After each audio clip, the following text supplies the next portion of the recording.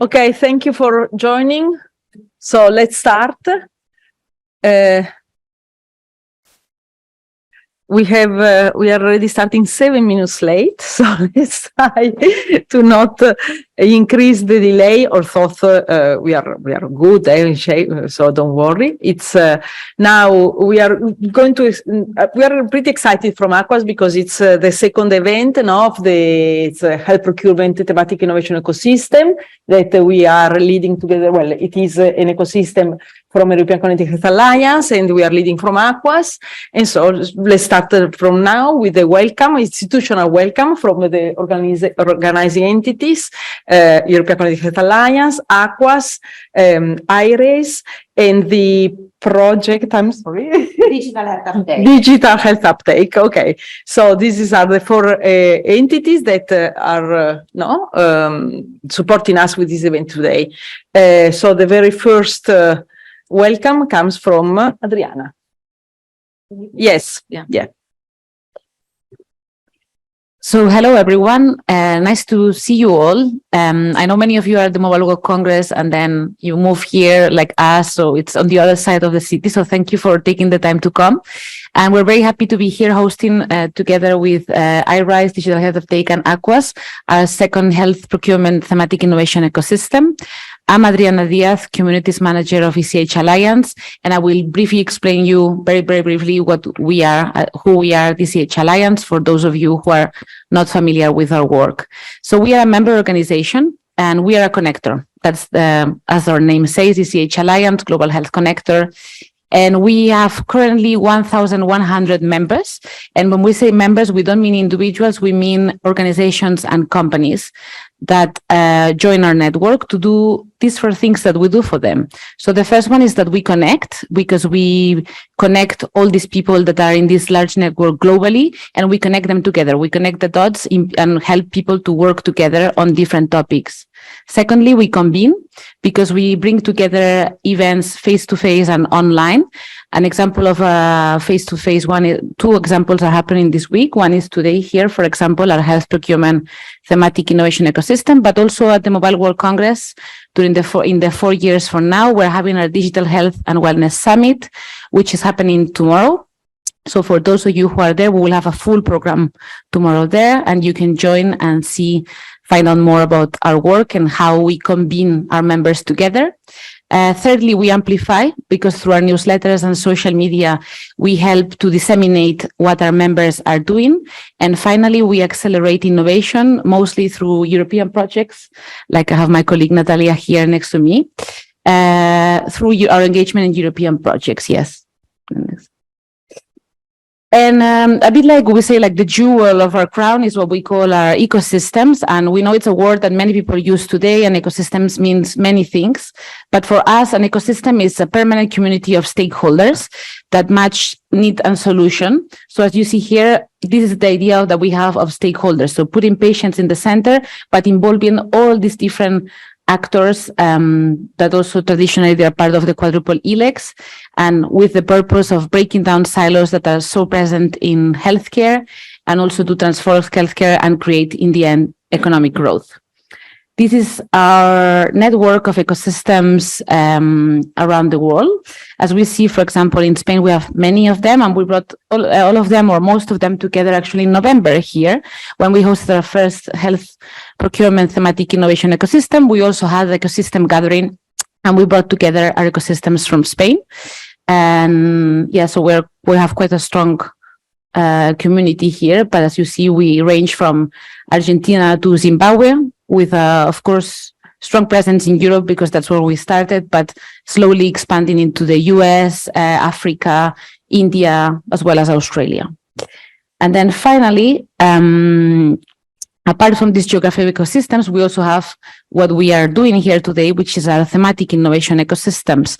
So it's the same purpose as the ecosystems, the idea of like matching need with solution, but instead of being geographic focused, they are thematic focused. And here you see some of the topics that we're working on. Now for 2024, our strong topics will be, or like new topics that we're working on will be women's health, green health, cancer, and digital health data, because yeah, we're like trying to launch those for this year, so they're to be launched. And so if you're interested in any of these topics, you're welcome to join us. And here are 2 ways that you can engage with us. If you just want to, subscribe to our newsletter, find out what we do, stay tuned about our activities, subscribe to our newsletter. You can also become a member and engage further with us.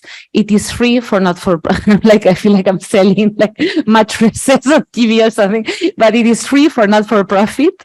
And it is there is a fee for companies to join us depending on your turnover, ranging from 1,000 to 6,000. Thank you very much.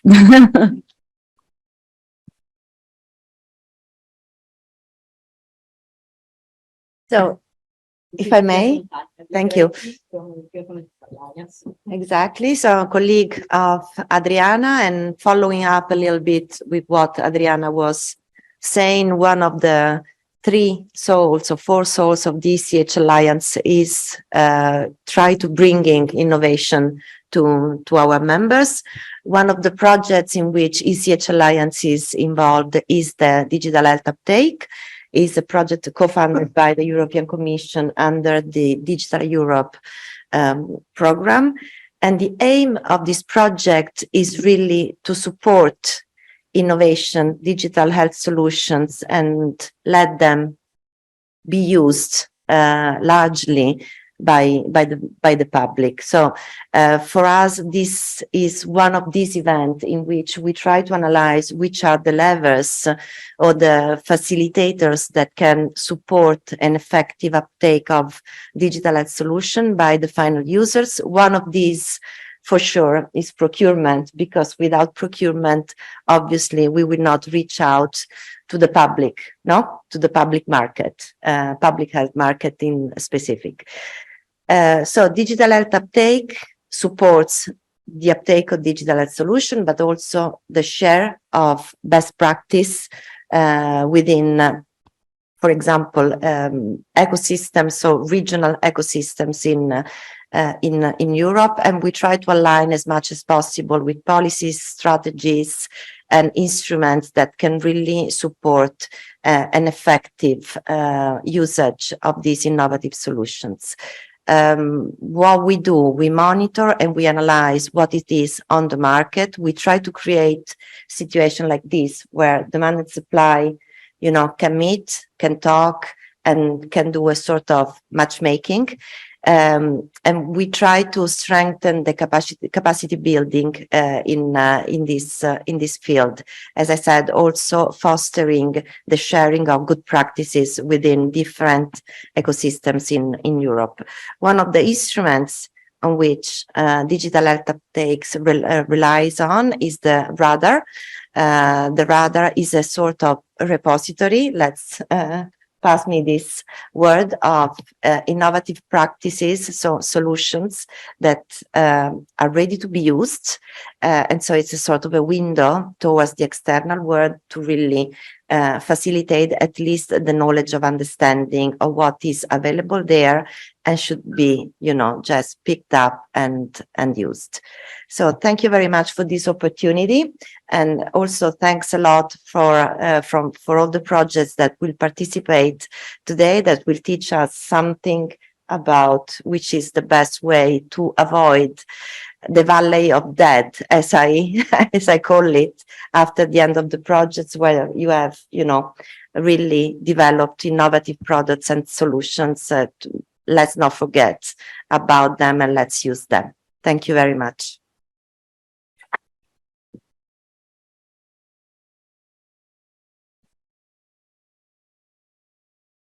Vicente Javier from Polytechnic de Valencia, and that is representing iRaise. Okay, first of all, thank you, Ramon and Rosana, for the invitation, and also ECHAlliance, Natalia and Adriana. I'm going to speak about iRaise, that was an initiative initially funded by IT Health, where different partners were engaged, and nowadays it's being running by AQuAS and UPB. So what's iRaise? iRaise is a hands-on training for teams of professionals, healthcare professionals, multidisciplinary, just to boost demand-driven adoption of innovation. leading effective and sustainable high-value care transformation at the end. It's a very condensed and very, I could be maybe 1 hour talking about this because that's a practical set. I'm seeing here some students, also some mentors that were engaged, but we just trying to promote this innovation adoption in a sustainable way. At the end, what we are doing is just to provide this training with a set of mentors during 10 weeks, engaging multidisciplinary profiles of the same organization. So why iRaise? I think that's I think that we all know, and that's what we are trying to avoid. No, at the end, less than 1/4 of the R&D grants are just moving to commercialization. So that's an issue. Even I mean, more than half of the public procurement money is not reaching the final goals. And okay, you can see also the last number, no, about that. I mean, we need to improve all of this. So how we want to transform this through education, and through education, not only just giving lessons, but also promoting the achievement of different skills, no, skills for innovation adoption with 3 different sets: more analytical, more applied, and more dealing with entrepreneurship. And this is the learning design of the course, where at the end, our goal, I mean, we are going to arrive to the 6th edition this year. And the first 2 ones were funded by ECHAlliance, but now we are reaching a sustainable point, always looking for new people, because that's, I mean, a win-win experience for all. So we have for each edition between 4 and 8 teams of 3-6 people. With the institutional support, where we have 7-8 classes during the 10 weeks, where we are teaching a set of issues. They are showing their in-house real challenge. They are coming with a real need that we are helping them just to properly frame, because sometimes what they say is that, okay, Vicente, have a problem, I need an app. This is not the problem. This is maybe the solution, and let me consider if this is the solution. So we need just to promote, or just to guarantee this. And sometimes you think that, okay, that we are saying very stupid or very logical things. But I remember in some of the events that even in the first class, some people that have already got a good amount of millions for funding say that's a very good idea, just to ask to the patients, just to see their opinion. Say, you remember, say, come on, I mean, you have the money and you have forgotten about to ask the patients. So still we are on time just to readapt and to refine the frame. No, so those are the points where we are talking about what's a need and how we can frame different methodologies and tools just to capture the need, not only from my view as engineer or a nurse or a professional doctor. I mean, we are considering all the points, just documenting practices and so on, and okay, identifying barriers. Talking also about social innovation bonds. That's the part of Ramon that I always enjoy a lot, because it's opening new ways of promoting innovation from a very innovative approach.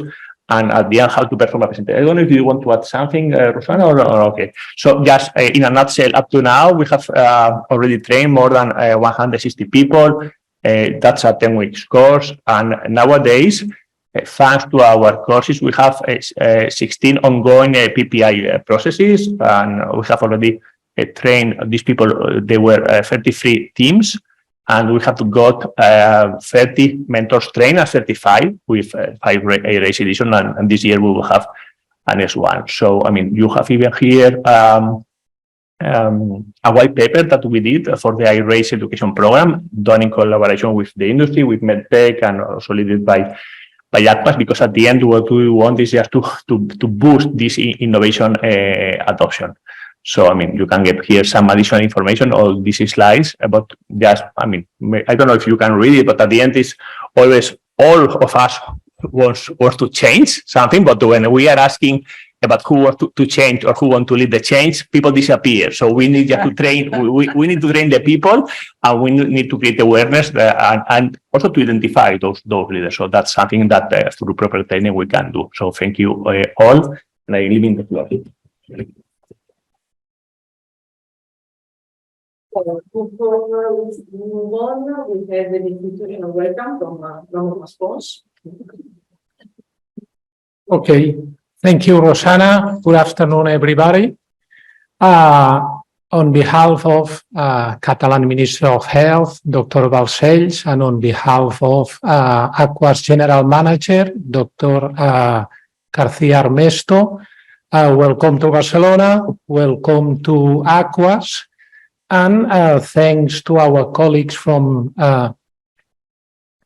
Thematic Innovation Ecosystems for giving us the possibility of hosting this second event related with procurement of innovation activities.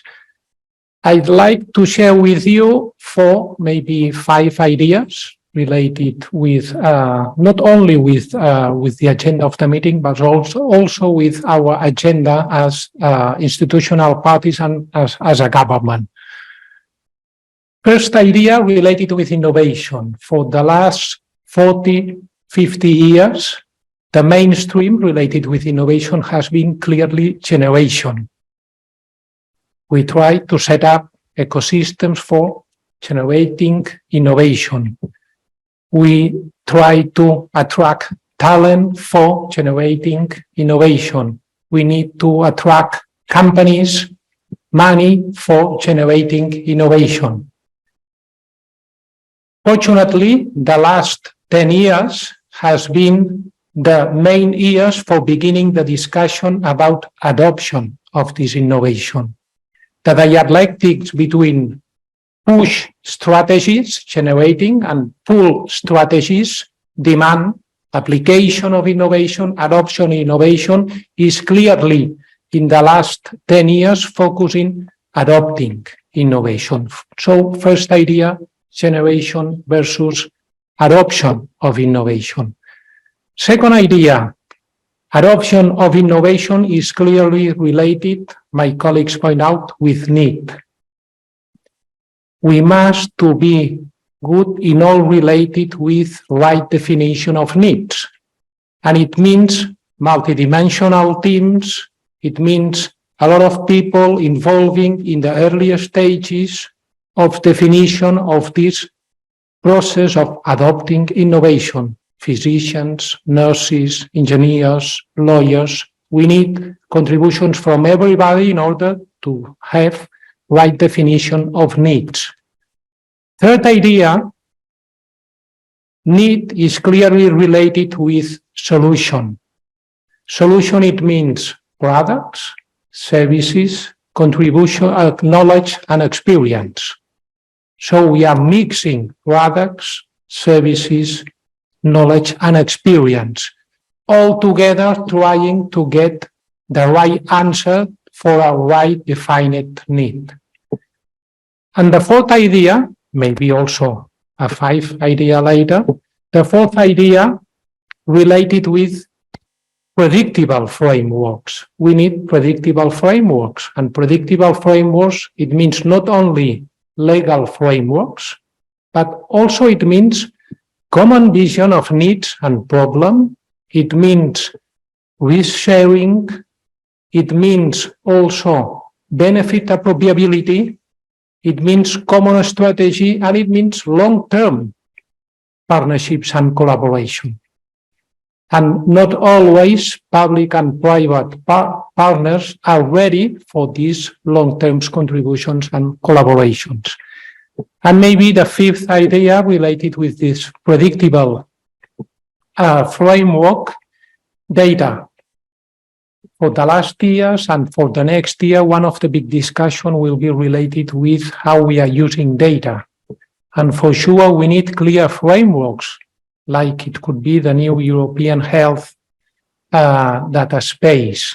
We need clear frameworks, in order to set up this collaboration between public and private actors. So, thanks to Thematic Innovation Ecosystems for giving us this possibility. Thanks for everybody that joined us today. Thanks to the speakers for their contributions, and thanks for everybody who is visiting Barcelona, not only for the mobile, but also for the other leisure activities. Barcelona is a wonderful city these days, maybe a lot of people these days, but I'm sure that it will be fine, right activities for everybody during these days. And thank you, everybody, and good luck.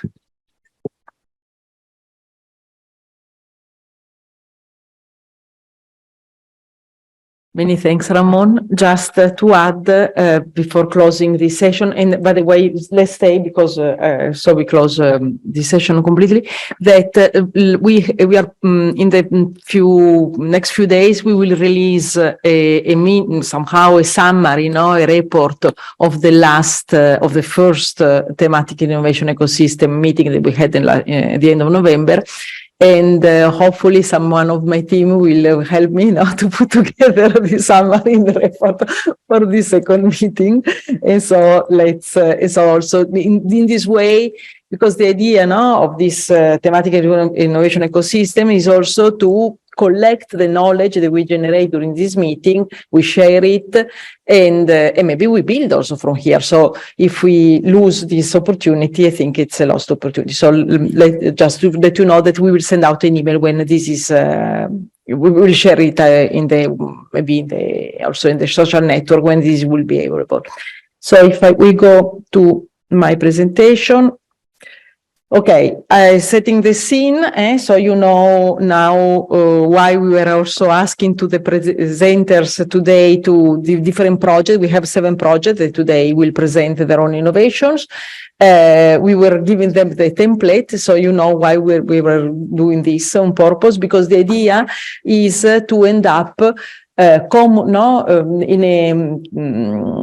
all together with an innovation pathway, well, in an implementation pathway, the adoption pathway for these innovations. Clearly, since this is a first exercise, also for these projects, we start with the basics. Maybe we cannot go deep in the different details.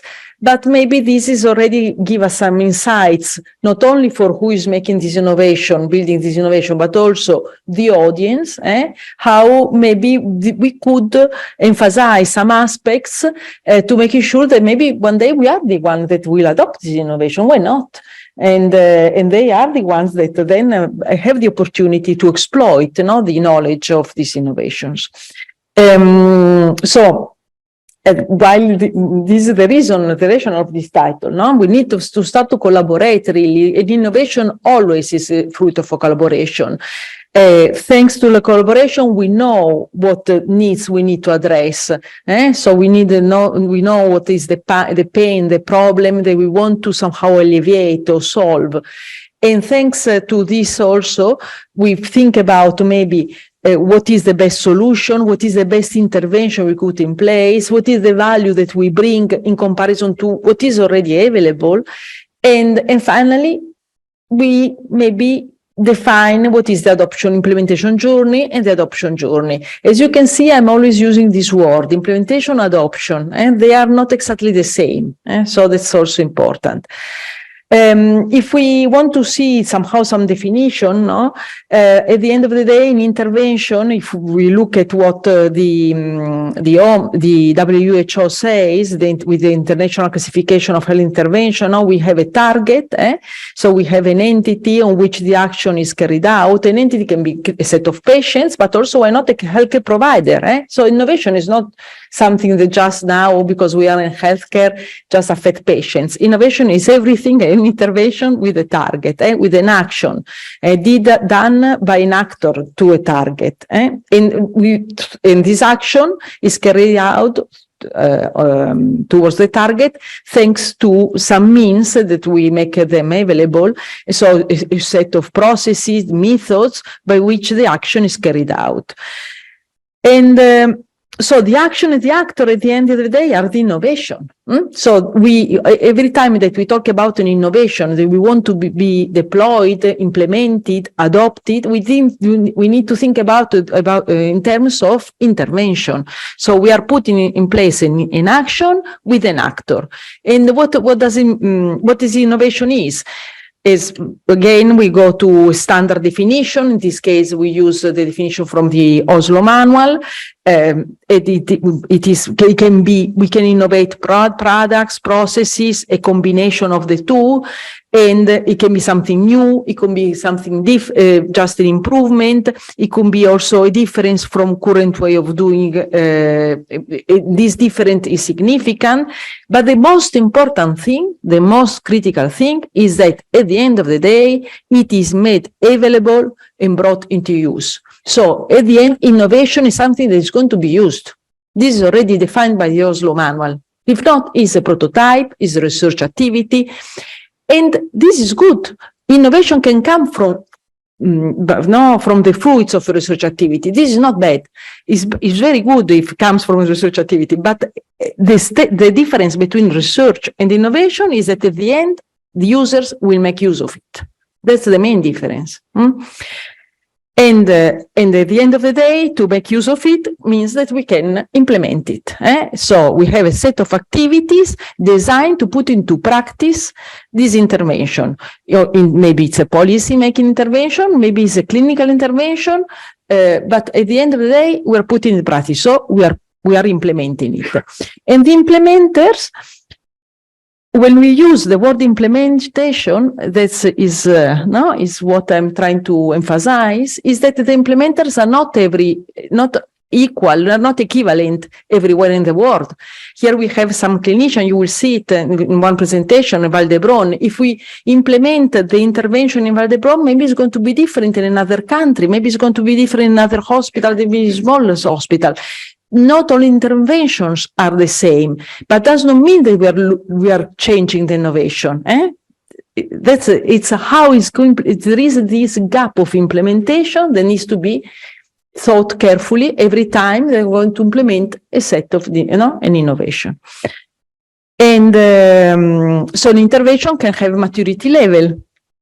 And this is a framework that we are using it in a project that is one of use cases going to be presented afterwards. There are several use cases in Canhill, and where we are defining different maturity level depending on how far we are in the implementation adoption level. So if we are just from the design to proof of concept, still somehow we are in the R&D phase. So we are in level 1.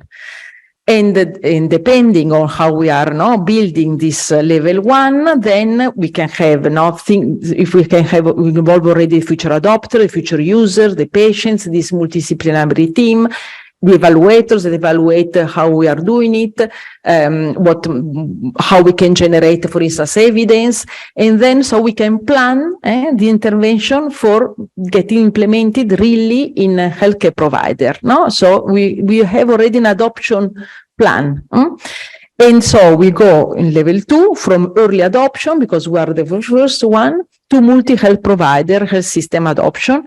And so again, now we want to have multi-providers that are making use of this innovation. So again, maybe we need to generate other kind of evidence, because maybe the health system wants to see really the value from a health system perspective, or maybe it's a group of hospitals cross-border. So there are different perspectives that can take into account. And from there, we go, again, with in another level, evaluators, early adopter, innovators, we go to level 3, from one health system adoption to multi-health system scale-ups, so across Europe. So this is somehow a way, maybe an easy way to visualize how an innovation can start from the design to a multi-health system adoption. And one way to go through this process, this is one way, is not mandatory, is this one way, is a value-based procurement process where we define the needs, we assess how ready is the market to address these needs, we address how ready is the adopter, who is going to adopt this innovation to really implement this innovation. How far are we ready? Do we need to maybe maybe is the risk that we need to take. Maybe we need to make a specific, we cannot measure specific things. Maybe we need to generate, we need to be able not to enable the generation of specific evidence. The relationship that they have with the payer maybe needs to be taken into account already. And then at level 3 also, most probably, level 2, level 3, most probably also we need to think about reimbursement schemas, how maybe my healthcare provision in this specific healthcare journey will change my relationship with the payer.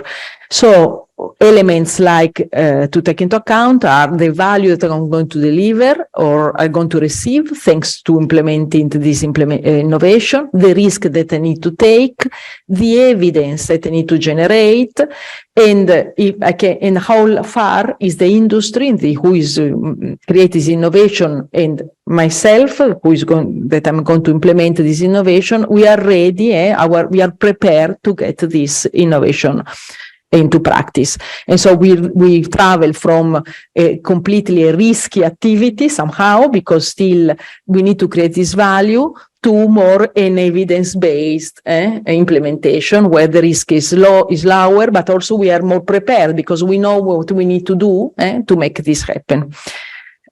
So that's all. Thank you. And let's start with the innovation project. Thank you very much.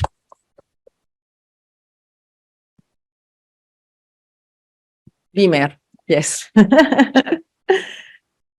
I can leave you this. Thank you.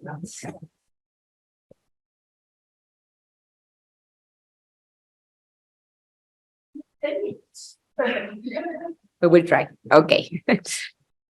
Okay, so good afternoon, everyone. First of all, I'm going to introduce myself. I'm Beatriz Merino.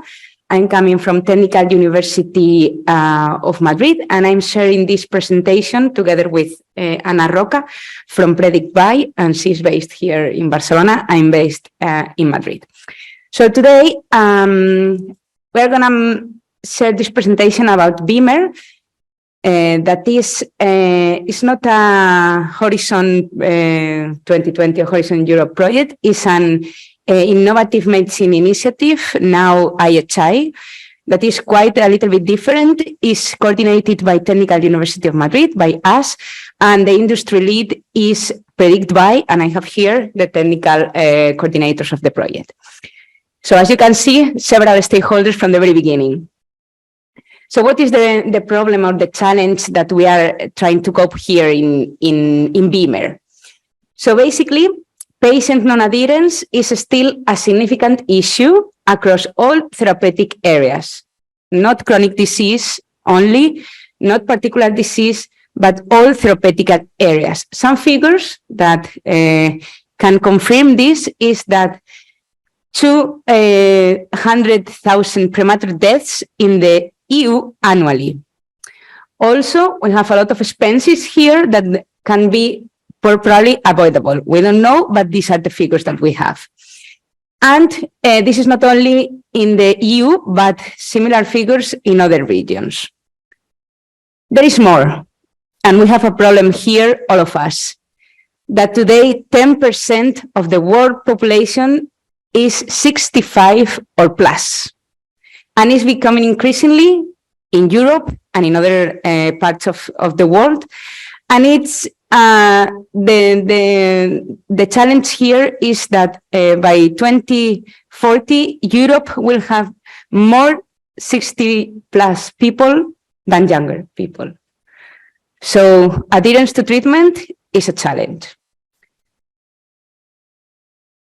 But healthcare system have achieved several improvements during these years, and also with the projects that we are implementing and adopting, of course.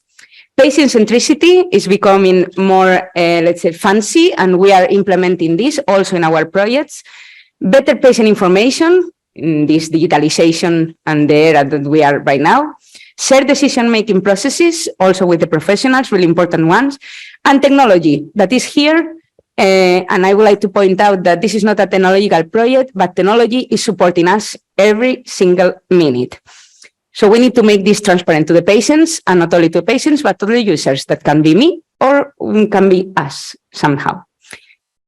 And there is room to improvement, and this is why Beamer is here.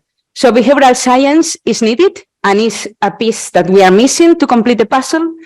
Patient segmentation and support should match the needs, and is also in relation with the previous session, and personalized interventions. Precision medicine is absolutely important now. But we have the solution to this challenge or this problem, that is Beamer, okay? A European project addressing the issue of non-adherence. So it's a European initiative, and as you can see here, a lot of people involved and from different profiles, so targeting also these multidisciplinary teams that make this possible from the very early beginning. So Beamer, what is Beamer about? So we'll deliver a disease-agnostic model to predict adherence, behavior, and segment the population based on personalized support needs. So basically, these are the 4 phases that we are following right now in the process, in the project, sorry. This is now 2 years, the project started. So let's say that we are in the deployment phase. So these are the 4 critical phases of Beamer: conceptualization, deployment of the model, testing and validating the model, and create the implementation strategy for adoption and finally use. So again, data, it's becoming more and more important here, and also plans for sustainability and exploitation that are also essential. The potential Beamer model application is really straightforward. So through a tool that the patient will use, we can group the patient based on clinical and behavioral characteristics associated with support needs, and the healthcare industry or other stakeholders applies the model and receive guidance to create solutions for their respective population. So finally, we have the digital support, patient information, and personal intervention based on data. So our approach will result in a validated adherence behavioral model that is disease agnostic and leads to real-world benefits. So our value proposition needs to fit all the key stakeholders. So we have patients and caregivers, healthcare professionals, and of course, the pharma side.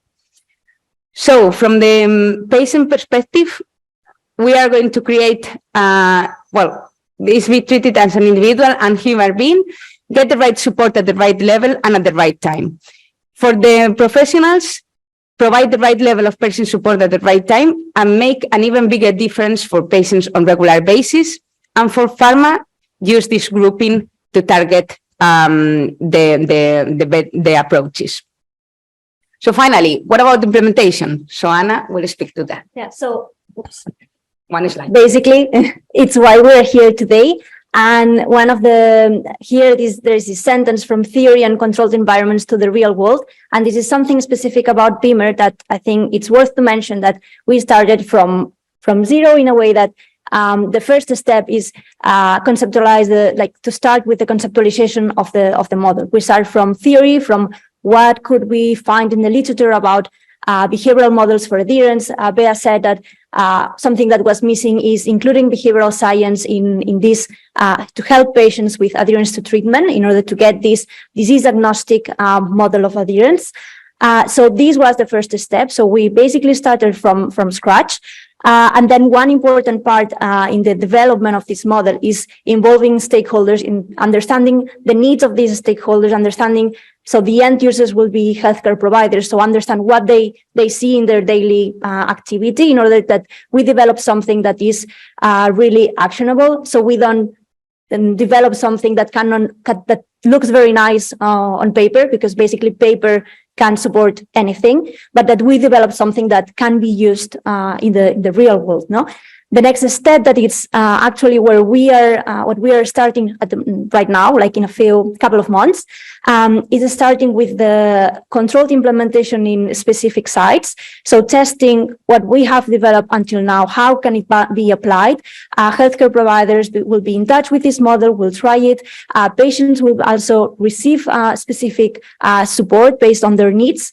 So we will actually start testing how it works, and all these will go back. You see these feedback arrows will go back to this building this adherence model, and the final stage is working towards how Beamer can be implemented in this real world, not so controlled settings. And for this is actually where now working on the exploitation and sustainability plan in order to understand which assets do we have, which assets, who will exploit these. On one hand, we have this model, but we also, along the way, we have also created these technology platforms in order to enable data sharing across different partners. We have gathered a lot of data. So we identify that we have not only a behavioral model to share or to exploit, but we also have other assets that we need to really take the best out of it. And I think one of the things that Bea said before, one of the special characteristics of Beamer, okay, yeah, thank you. One of the special characteristics of Beamer is that it's a project where we collaborate both the public side and the pharma industry. So to make sure that it's not only healthcare providers and patients, but we also take into account the industry and technological partners to make sure that we have like this multi-stakeholder approach to the problem of adherence to treatment. So basically our aim, how we could say, okay, Beamer has been a success, it will be when key stakeholders can use and benefit from this disease agnostic behavioral model and use it for what? So use it in order to understand which are the patient's needs and improve the support that they are giving patients for improving adherence to treatment. So this is all from our side, and thank you for your attention.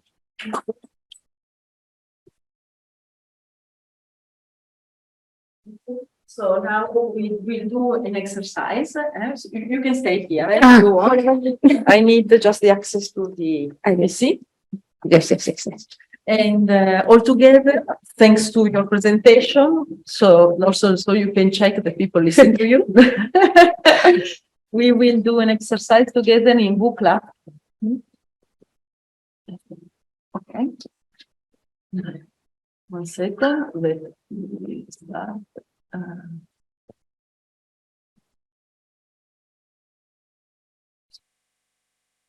Okay, here you have this QR code.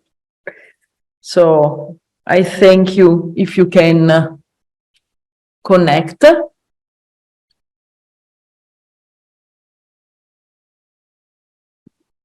The alarm. Yes, for the The first one. Like, oh my God, 10 minutes. Okay, if you are there, so I can see I have 20 people. Let's give 22. Okay, so in any case, is TIEAT2 meet.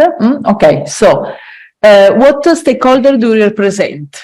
Industry, patients, academia, healthcare professionals, innovation, maybe department from a healthcare organization, legal. Me. Yes, I you. was thinking about Beamer. No, in this case, it's you. All right.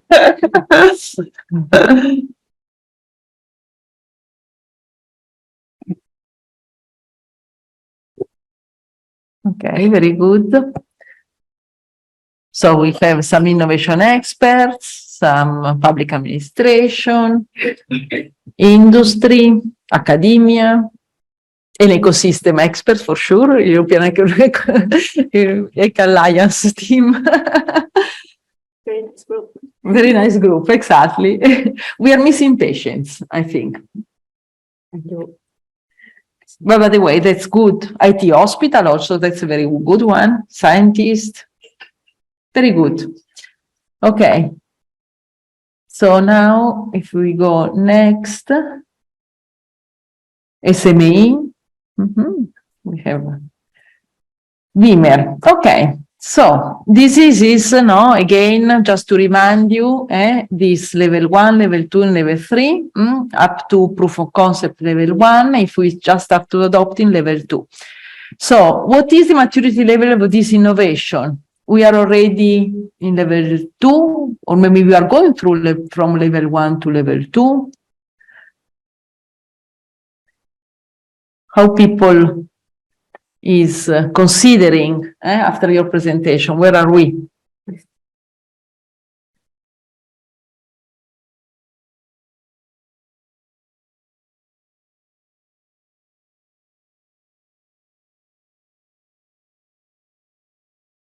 Will you share these results? It was configured in a way that I cannot do it. So, but now let's start.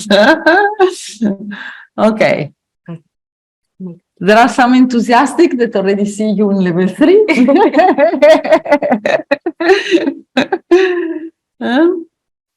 The majority see you in level 1, Yes. but also from level 2 to level 1 to level 2. Also, there is something, some first steps. Discussing about this. Exactly. I would want to say, but we are now starting the implementation phase of proof of concept. Okay, very good. And so now, if we go next. Okay, this is a difficult maybe to see it in the mobile phone. Please rate what factor you consider to influence most the implementation, adoption, scale up of the presented innovation.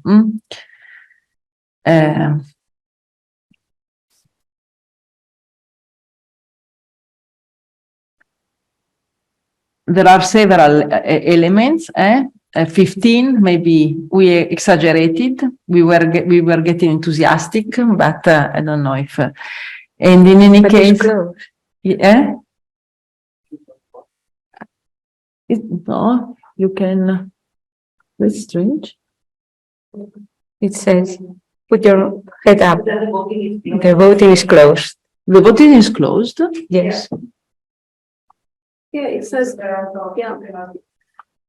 These timing things. 1 second.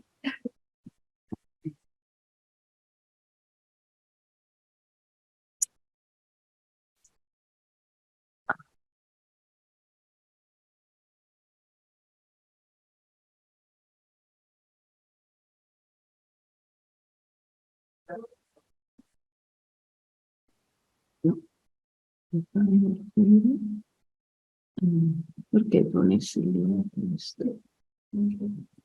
Maximum score.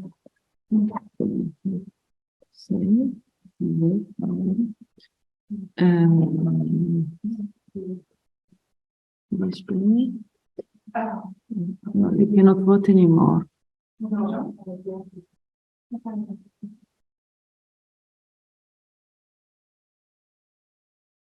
No sé. I'm looking at someone that can help me because I don't have any idea right now what happens.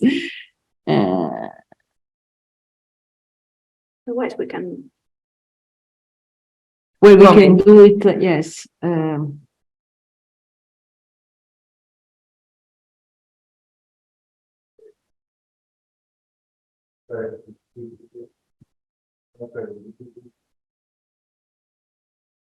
Sorry?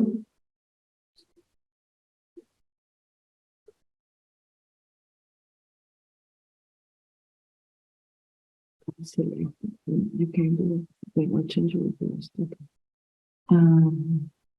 If I duplicate it, what do we do?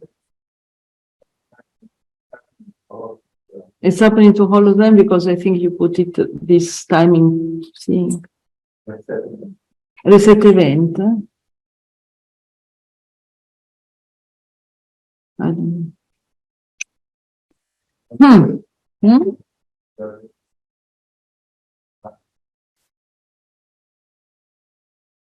Let's no. Okay, 1 second. If we duplicate, we can duplicate.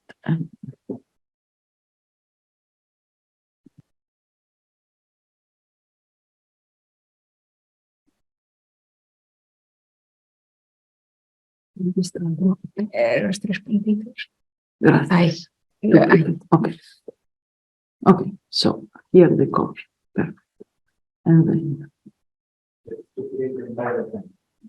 Huh? It's a duplicate entire event. We did it.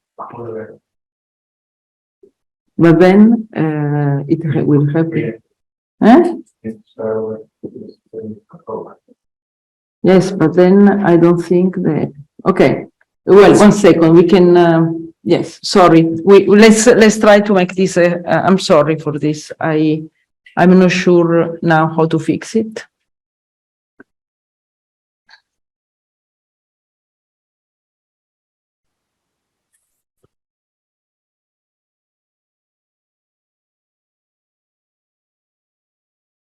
Okay, I see 6 people, but let's see if it doesn't work.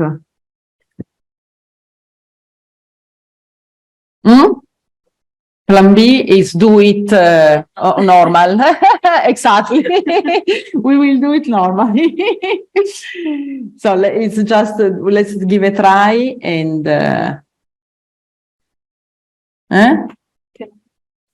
no, bueno, momento. I have not gone there yet. Here we can skip it, this one, because we are keeping the records from the others. Don't worry. Let's keep it. Let's go to Beamer again. So this one also, we can skip it now. Let's see, do this. Now let's see if this works.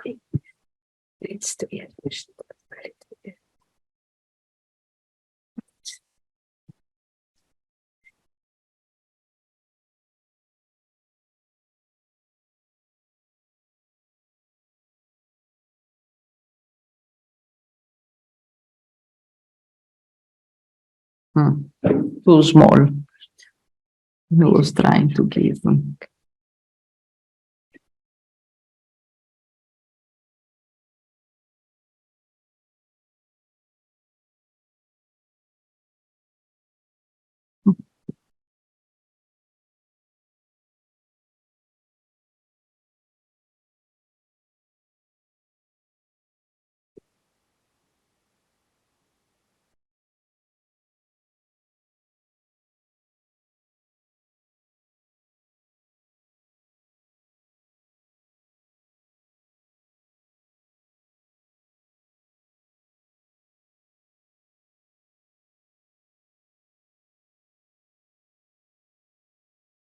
Okay, we start to see it. So clearly the patient's voice and the, let's see, because still is moving. So the results measurement evidence generation, I think, is the winner in your case. Maybe most probably will be the winner, who knows, in all the cases, but also the patient voice. It's getting, yes. Regulatory and legal adaptations and implications, right? Yes.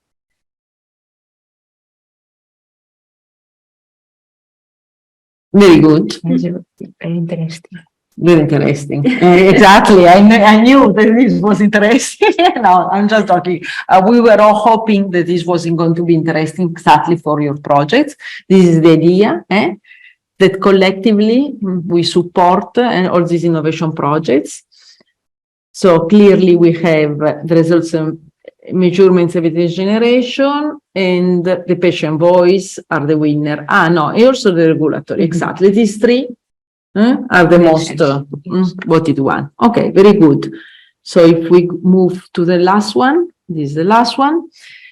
What are the activities or insights, just words, bullet points, something that in the different phases, pain, problem, needs, solution, intervention, value proposition, implementation, journey, definition, analysis, what we could suggest to this innovation to finally, ultimately get implemented.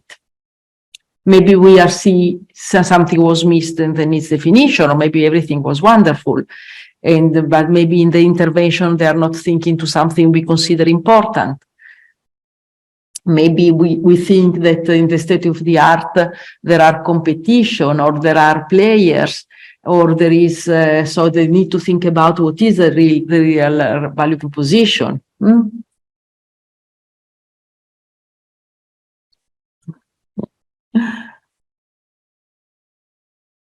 Involve patients, that's is coherent with the previous. Yes.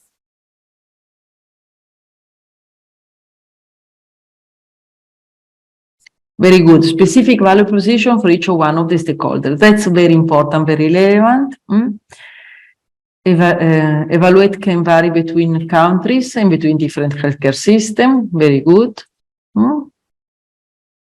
I think this is one very interesting point, because what we are aiming is for a model that can be applied across different diseases, but also across different countries. So this is in fact something really relevant. We will see what happens when we have this testing in the different sites with different healthcare systems. So this is indeed very relevant for us.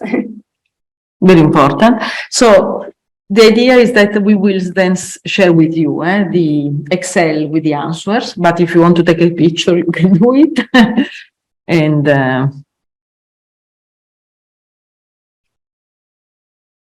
okay. Hopefully it was useful for you. Yes, it was really nice. Yeah, no, and as I was mentioning, we are now working on this exploitation and sustainability plan. So of course we are working on all these kind of things on how to make sure that we are putting a lot of effort into something. It's a 4-year project, so just to make sure that at the end of the project, of course, it's quite ambitious because it's only 4 years, but at the end of the project, we have something that we can move forward and can be maybe further developed, that we have a solid base that can be actually used. So it's not just something that ends there and we have a dead end. So very good. You have already interesting also inputs like per results model, who will pay, agnostic adherence explain. Okay, well, there are. You can thank you everyone for thank you very much. So thank you very much. Thank you very much for participating in this, and thank you very much for organizing. It's really, really useful. Thank you. Thank you. If you want to catch up later or whatever, Yes, we are going to discuss about this project and find new collaborations or new, interested people in knowing what's going on with Beamer. Thank you. Thank you very much. So now Vincenzo Carbone, brain teaser.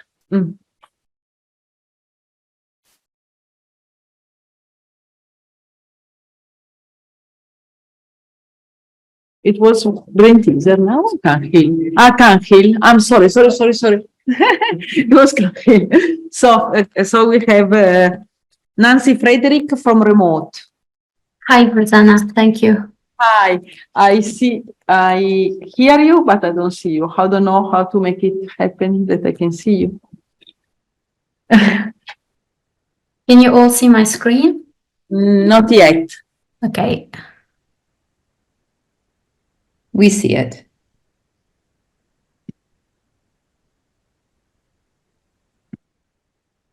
Okay. So thank you for the invitation today.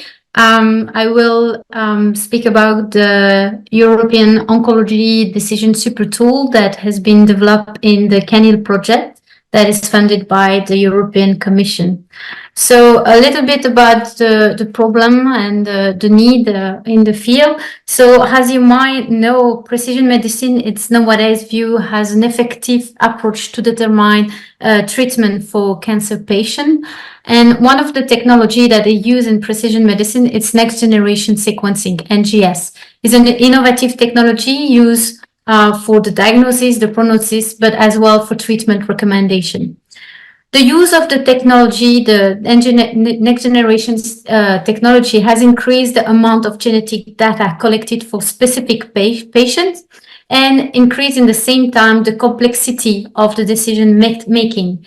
Therefore, we need robust support system to support the clinician to make the best recommendation.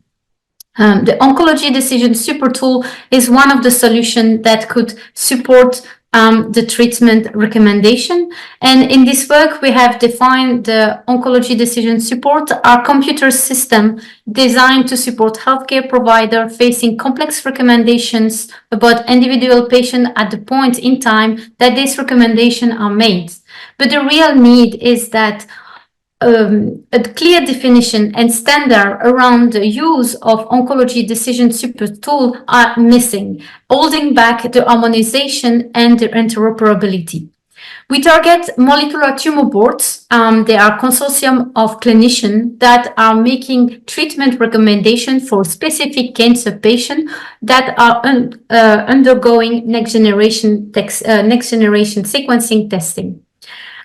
Through this work, we have mapped, described, identified gap of the current oncology decision super tool landscape, and we will promote harmonization and interoperability of the oncology decision super tool. How did we perform to actually establish the EU Onc DST concept? We have, first of all, worked internally in the Can Hill Consortium by performing different brainstorming and internal survey. We as well, with other work package, the one focusing on molecular tumor board and the one focusing on patient and treatment follow-up, establish a survey focusing on next generation sequencing and MTB practice and the use of oncology decision super tool. In addition, we have performed a mapping exercise through different meetings with oncologists from meeting with oncology OncDST stakeholder, and this mapping is still ongoing. We have developed this concept that is defined as a modular, transparent, interoperable, and ever-growing tool. This concept will lead to a final report that is ongoing for the moment and a proposal for capacity building. What is exactly this concept? So here is the illustration of what we have been developing in Can Hill. The concept, as I mentioned, is modular. It's composed of a patient model that will include all the demographic and demographic of the patient, but as well all the tests, the medical history, and the tests that the clinician will need to actually perform and promote the best treatment recommendation. It will be linked as well to a bioinformatic module. This module is probably the most currently available that is analyzing all the next generation sequencing data by annotating all the variation and mutation. This annotation will be then connected to the clinical recommendation module where a diagnosis or prognosis interpretation could be made, a treatment recommendation will be made, and as well clinical trial availability be made as well. These three modules will be connected to the molecular tumor board tool or module. This is a tool that the molecular tumor board committee can be used to actually visualize all the information that are available to make the best recommendation for a specific cancer case. This tool, we as well support them to edit and create a final structural report that could be implemented and added in the interoperability module. This interoperability module will be composed of a previous cases database where all the final report will be held, and as well a patient follow-up module that will inform the molecular tumor board of how the recommendation they have made has impacted the patient. What is the expected outcome we've seen of this concept that we elaborate? For the patient, a facility to enroll in clinical trial, an improvement to patient-specific treatment. For the healthcare providers, we see an easy way to discuss during the MTB meeting. Will as well ease the diagnosis and will create a standardization of data format and protocol. They will have as well access to a learning cancer care system. For the healthcare system, they will as well benefit of the standardization of treatment recommendation and will benefit as well from the learning cancer care system that the interoperability module will allow. What is the readiness level of this concept? For the moment, the concept is formulated and defined, so we are ready to start to think of the implementation phase. How can we implement it? As we mentioned, this module is modular, so the readiness is as well modular. Different module has different technical readiness. For instance, the bioinformatic one is probably the most advanced. If there is various solutions available currently, the MTB module has few solutions and need improvement. The interoperability one and the follow-up one are theoretical or in test. what are the challenges that we have been foreseeing? The interoperability between modules will be challenging because we want to see an interoperability in-house, but as well between different hospitals and institutes, and maybe countries in the future. It means that different regulation around the GDPR, MDR, and IVDR will be needed to put in place. The database management will be as well challenging because the FAIR principle will need to be applied. FAIR principle means findable, accessible, interoperable, and reusable data. The implementation in the current hospital and institute workflow is not trivial. There is, for the moment, no automatic collection or integration of the data, and the collection and the connection to electronic health record will not be trivial at all. We need as well an equity for all. For the moment, we are not sure that every population can be targeted through the oncology decision super tool. The database that are connected to this tool are mostly oriented to adults. We need to be sure that this tool address as well the population from the adolescent and young adult and even children population. In addition, we need to think about how we will collect evidence to support reimbursement. Therefore, we suggest that for the implementation of the concept, it will be a gradual implementation with a focus on the modules that are needed on a specific site, keeping in mind that the ultimate goal is to incorporate all the modules. The current approach and activities that are ongoing for us is obviously the reports, where you will find the various stakeholder expert opinion from clinicians, scientific, industry representative, patient, and so on. We are currently, you will as well find the current available module solution and as well the CanHill Consortium recommendation. We are ongoing and to be produced a protocol for the OncoDST based on the capacity building exercise that we are currently performing in Malta and Greece. The two current the elements that are not available in the current practice for the moment are the follow-up module. We haven't seen any solution available so far, and we think that a real improvement of the MTB module is really needed. Finally, for the implementation journey, what do we propose? As its early concept, we think that every stakeholder needs to be involved. The MTB committee, scientific expert, patient, industry, payer, and so on. And as it's a modular concept, the implementation could firstly focus on the patient data, the bioinformatic, and the clinical recommendation module. Then we will be focusing on the MTB module and in parallel to the interoperability module, where the follow-up and the previous case database could be built up. This will allow the creation of evidence to support the reimbursement and the collection of information for the reimbursement. This is as well a lesson learned practice. So obviously, if we learn something that could be improved in the module from the implementation, we will do so. I will finally, I would like just to introduce briefly the CanHill project. So it's a 2-year project funded by the European Commission. We aim to improve the access of individual to prevention, diagnosis, and treatment for cancer through personal medicine by upscaling available innovation with a focus on NGS and identifying the path for implementation. The work that I just presented you is actually taking place in the cancer diagnostic and treatment for all. If you want to learn more or want to get in contact with us, you can contact us in CanHill at sensano.be. Thanks for your attention. Thank you very much, Nancy. So let's see now if we can get the VClub working. It should be the same as before. And let's go. Sorry, I don't know why I'm not. 1 second. Yes, because this is the maturity level, but exactly, you cannot vote.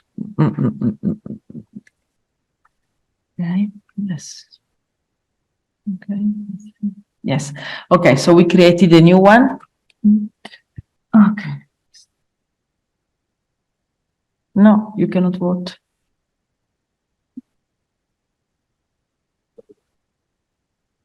Yeah. We created a new one, no? In the meantime, exactly. Okay, Cahill, very good. So you need to go to this QR code.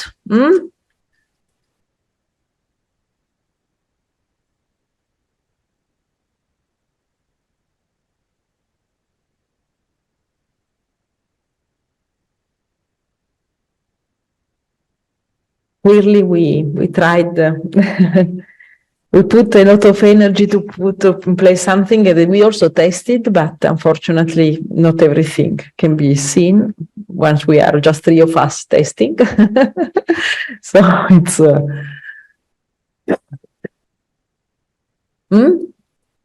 it's not working, this one. There is no vote yet. I'm looking at as waiting. Okay, now we are 17 people, so now it should work. Okay, so what is the maturity level now of this innovation? What do you feel after this presentation?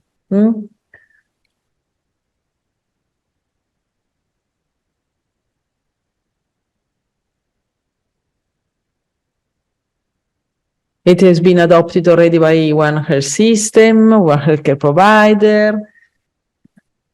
We are still in the proof of concept.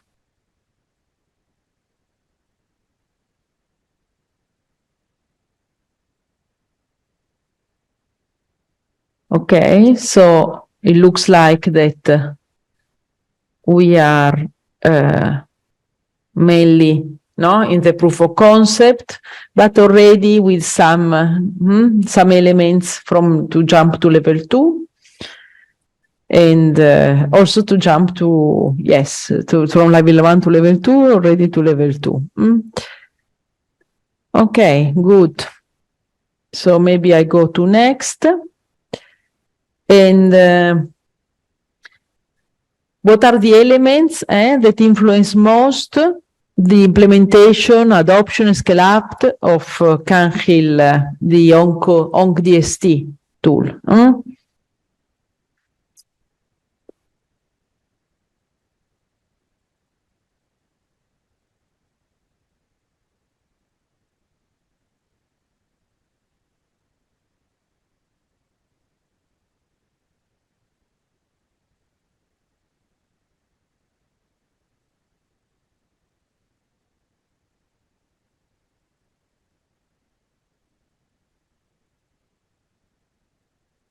Very good. It looks like that we have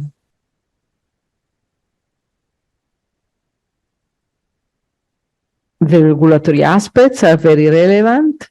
The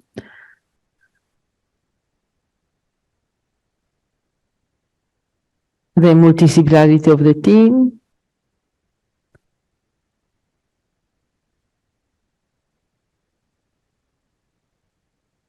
And here it's very interesting. It's true that also the preparedness of who is going to implement, adopt, this is important. The business case, the business alignment of who is going to implement, and the current reimbursement model versus the new reimbursement model. By the way, clearly the regulatory aspects are more relevant, are considered very relevant. Good. And if we go next, the last one, what are the insights, activities, actions that could improve the implementation, adoption, and scale up of this innovation, taking consideration how Nancy described the problem, the needs, or the intervention, the value proposition, and also the implementation adoption journey.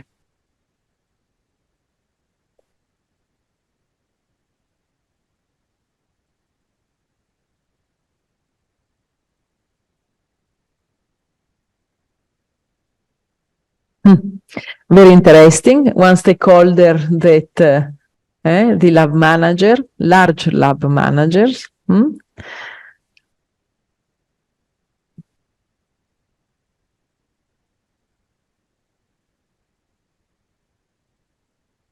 Co-design with end users.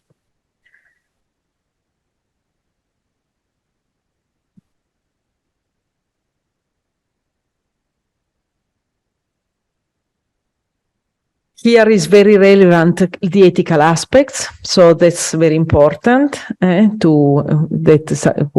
someone is emphasizing them, and also definition of the problem in the language.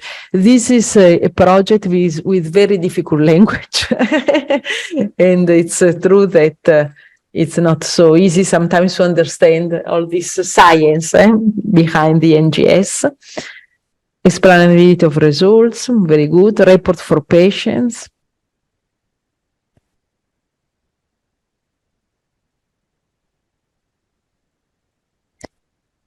I think that Nancy, you are getting very insightful inputs, like also testing as many different sites, no? Health system, large and small players.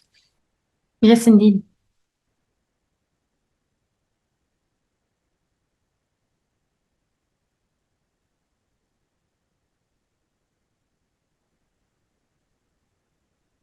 I just want to add a comment. I didn't mention it because I see explainability of result report for patient so this is something that we are actually investigating with another work package part of the CANIL project that is dedicated to these aspects. So we are looking to see how the concept could actually empower patients in their journey to try to understand what are the recommendations and try to have more education about the genetic profile that they receive. So it's definitely something that we are investigating right now. Very good, very interesting. Okay, so here we have this done. Also important for cross-validation, different players, clients, the mechanisms to change, current practice. Okay, so we have a full picture. Okay, very good. Thank you very much. Thank you, Rosanna, and thank you to your team. And so now, yes, is the moment. It's true that we had always, I'm sorry, I missed this on the first group. How can I offer to this initiative? What this initiative can offer to me? I don't know if anyone wants to enter this column. I completely missed this in the previous one in Beamer. I'm sorry for it. Hopefully they forgive me. I don't know if anyone wants to enter here something for CANIL, and maybe then we will see if we can also repeat for Beamer. If anyone wants to offer something for this initiative or believe that this initiative can offer, is there anyone interested in this initiative?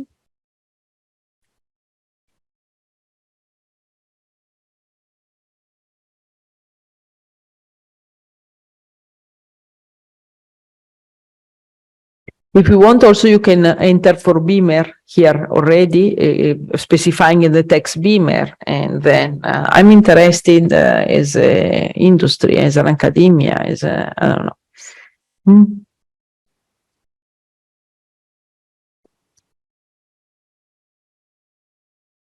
I don't think that anyone can answer.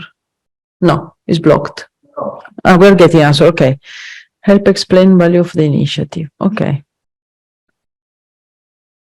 That's interesting. Is someone offering the disability support to scaling up? Very good.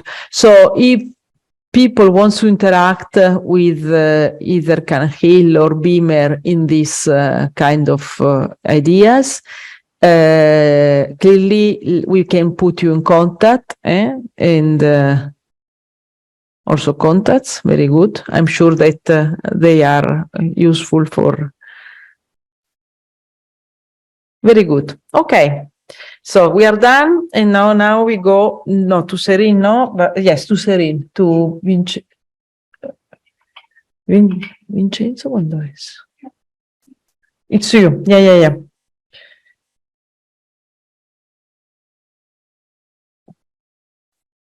Okay, I'm going to show you the slide. Okay.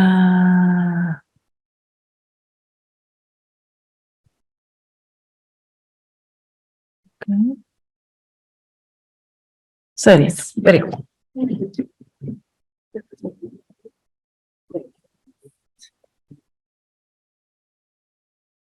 Okay, so good afternoon, everyone.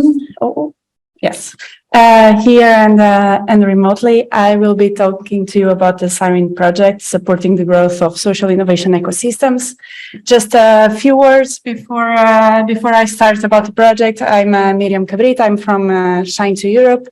I have a background in biomedical engineering. You will hear me talking about social sciences and stuff. This is also a new field for me, so I'm learning a lot. I'm representing Shine to Europe, and Shine is an SME in Portugal.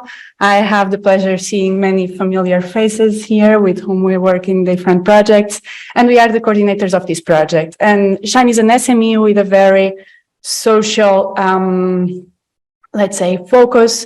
Our main aim is to promote social inclusive societies. And what I mean by it, I think we all want it. We all want societies where we can flourish at physical, at social, mental, emotional level. And this is just not a wish, because as the colleagues from BIMER presented today, we have a demographic challenge. We all have it in all countries. Some more than other. Our societies, our communities need to reinvent themselves, and we cannot do this alone. That's why we are here. That's why we have the thematic innovation ecosystems. We need to do this together. And I promise I get to the point of Siren very neat. What in our view, what we need to make these societies possible? We need, of course, the building environments, because that's where we are. And when we talk about environments, not only construction, but also the outdoor space, we need people from these sectors. We also need, of course, and I will go to the technology first. Technology, we cannot and we don't want to run away from it. Also, as referred in BIMER, it's not a technological project, but we need technology in our lives, and technology can support a lot. We also need health and social care, because we hear a lot about healthy aging and making societies for the elderly, for the older adults, to support, but we all need healthcare support for disease, but also, I mean, many women here, pregnancy is not a disease, but we still need the health and care support.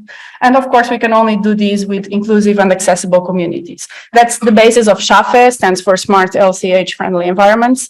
And we see that we need this collaborative effort. But in fact, I think this is what happens and what we see. We have a lot of Lego puzzles. I like this idea that they are wonderful. They can do wonderful things. You put two pieces together, you start building something, 3, 4. You can build amazing things, but alone, I mean, you just get hurt on your feet when you are walking and you have Lego pieces walking around. So you cannot do that much when you are alone.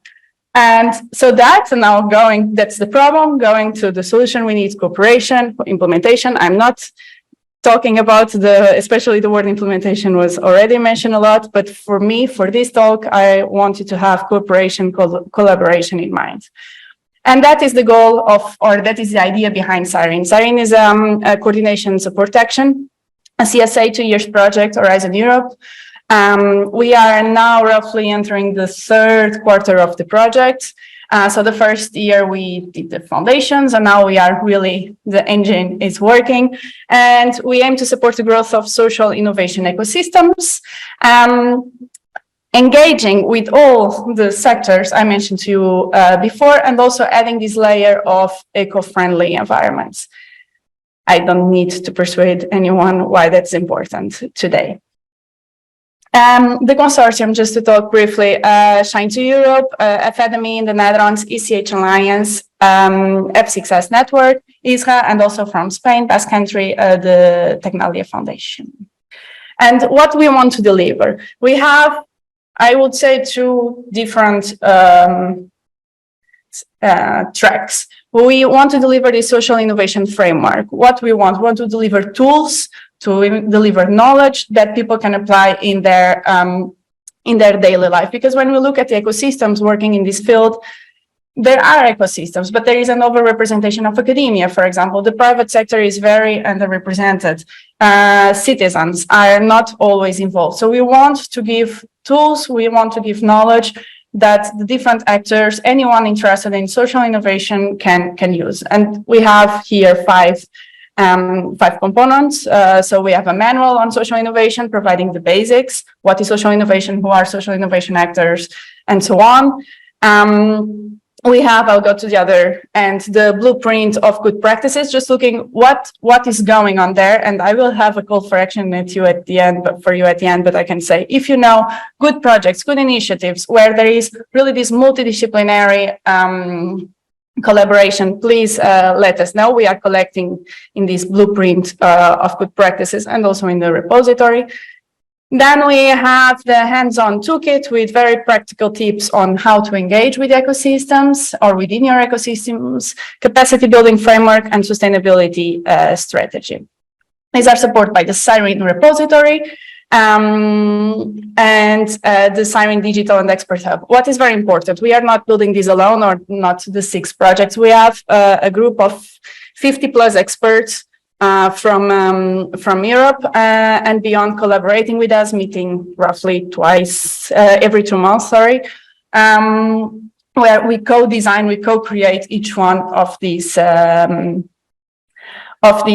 blocks components. And next to it is a CSA. I don't know if you're familiar with CSAs. There are loads of webinars, science cafes, video peels. ECHAlliance is very busy with all these events. I see Dimitri is looking at me from the back. So there are a lot of activities. We want to give knowledge. We want to give the resources. And if you tell us, if you write us an email, we would like to know more about this topic, we will try to make it work. I cannot promise it will work, but we will try. We'll do our best. And just this, I will not go very much in detail. Even though it's a CSA, we also want to contribute to this knowledge generation within the field. So we just submitted an article on this transnational local sphere model. And I don't know if you're familiar, most of you probably are, with quadruple helix, quintuple helix, all these innovation frameworks, Alice. We analyze them, and we think there is really this need for local connection. So act local and learn global. And we were missing that. So this is something, a contribution of the project. And next to it, and because of course today ecosystems is one of the keywords, ECHAlliance has defined 3 levels, let's say, scaling up activities to help setting up, establishing, and expansion of ecosystems. We have experts workshops, group workshops, more topic details. You have the topics on the screen, but also, and I think is great, is something that I've barely seen in other projects, one-to-one meetings. So if you want to learn more, and I don't need to emphasize how ECHAlliance is an expert on the topic, you can contact us for one-to-one meetings. And my last slide. Okay, what does this all have to do with health procurement? We believe that that is one of the issues of procurement, besides the bureaucracy that can slow down things a lot, is again this working in silos. So we believe that what we are doing with the social innovation framework can be applicable in procurement. So if you are interested, and this again is a scaling from top to down on active level of participation, you can join, assist, simply our webinars, capacity building activities. You can provide good practices, as I mentioned earlier. If you know very good practice from your local ecosystems, national level, international, please send to us. And if you think, okay, I have a local ecosystem, and I really want to apply this social innovation framework, let us know. We are searching for testers and early adopters for the social innovation framework. And that's it from me.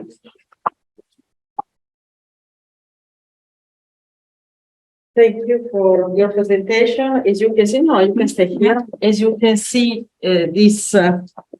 this innovation is different because we're talking about an ecosystem, but as I said, no, from the very beginning, and it is also a new ecosystem, no? So since it's new, is an innovation, and we are intervening somehow in the life of the members of this ecosystem, maybe bringing exactly sharing value, sharing knowledge, building new knowledge. So this is important that also we can we can work together also in Cyrene and not just in other kind of innovation. So that's for us that's important. Because of this, we gave to Cyrene a different set of slides somehow, but the booklet is the same.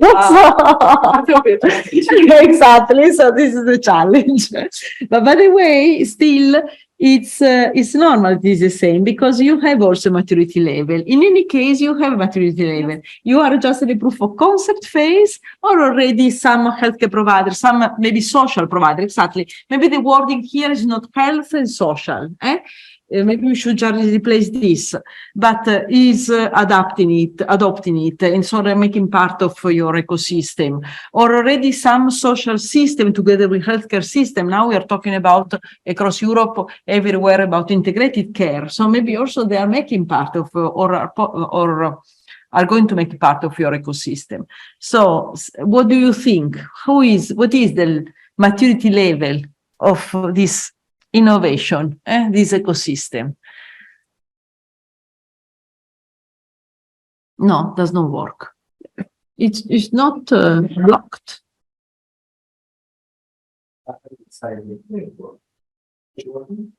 Yeah.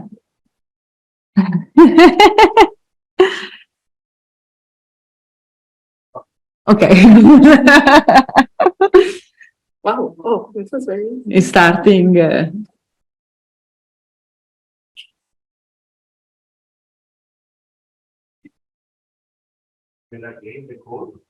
Sorry? CINLX.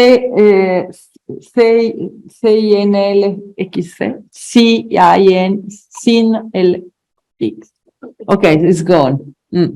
Okay. And so now let's go through what factor you consider influence most the implementation, adoption of scale up of this innovation. I think that still, although it looks like strange thing, all of them are still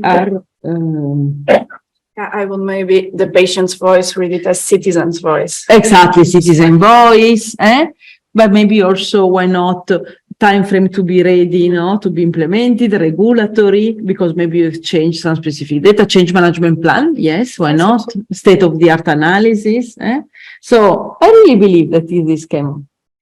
It's just exactly citizens, social care, but the rest is, and maybe also if one day, in the exploitation plan, you think that someone needs to pay something, also results measurement, evidence generation, you're creating an impact. Also, this could be important and relevant. And these are also very interesting points, not just as feedback for the project, but to incorporate in the project. Exactly. That is. We want to impact the project. No, this is what we want. Example, this day exercise. When we write a sustainability strategy, gather some of these points, also use it as. Thank you. Maybe you don't know any, you don't own any IPR issue, but maybe here maybe we are missing in your case the governance of this ecosystem after all. Yeah, the point we don't own, but we want to support social innovators who own it, and how do they deal with it? So that's the case, for example, here, of course, MDR is not immediate, but we are dealing, for example, with standards in construction. So it's the same, it's regulatory issues. By the way, patient voice, citizen voice is clearly the winner, needs to be addressed is also the follows, and then also follows the evidence generation as measurement. So it's interesting. It's an interesting exercise. And now, could you provide insights, activities, action that could improve the implementation, adoption, and scale up of this innovation? When we need to attract new members, what is the pain, the problem we are going to solve with them together? What is the solution intervention we are putting together? What is the value proposition of this ecosystem? And also, so little by little, how we can scale up, no?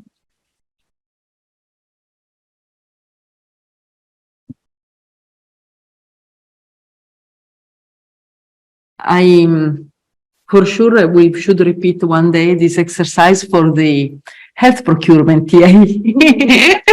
And this we could also gather good feedback also for this thematic innovation ecosystem. Yeah. Yeah, as I said, the private sector is the most difficult to engage with. Because they need some evidence that you are creating impact for them.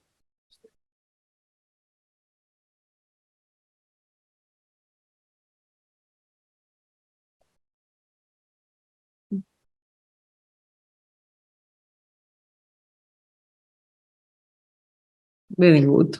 Clear statement, clear definition. Introduce resilience through innovative intervention. I missed to start the timer.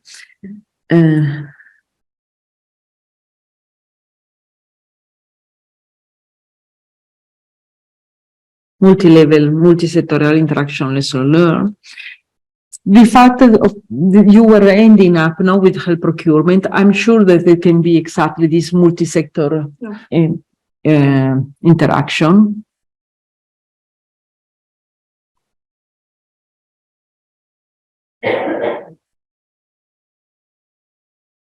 Yeah, maintaining engagement is one of the challenges. Yes. Definitely. A key challenge. Because especially with in these ecosystems, we see a lot of enthusiasm in the beginning, and then difficulties how to keep, but to give value. So of course they are all related. Framework is a systemic approach. Provide references and example about how this can be done. Co-design by patients and other relevant sticky stakeholder, clear cases. Okay. Very interesting. Thank you. Very good. So now we are closing this one. And then the last one that now how can I offer, what can I offer, how can I offer to this initiative, what this initiative can offer to me?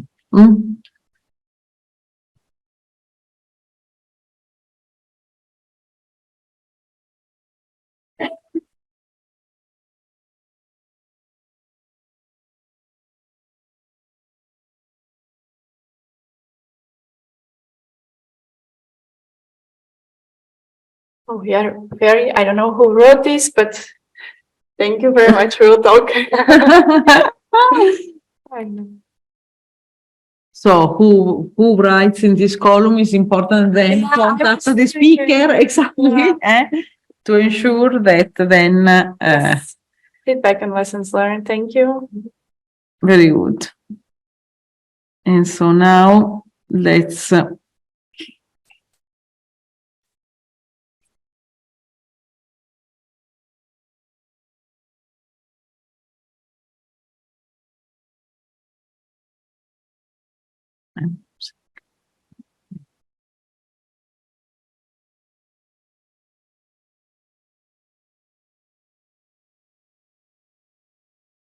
Okay, I think we are done. Thank you very much. There is something coming. Possibility to increase social innovation proposals. Okay. I'm very interested in discussing this. Here, I sent a thumbs up. Okay, very good. Thank you very much. Thank you. eHealth in Air. Sandra Villaplana e Mireia Ferri.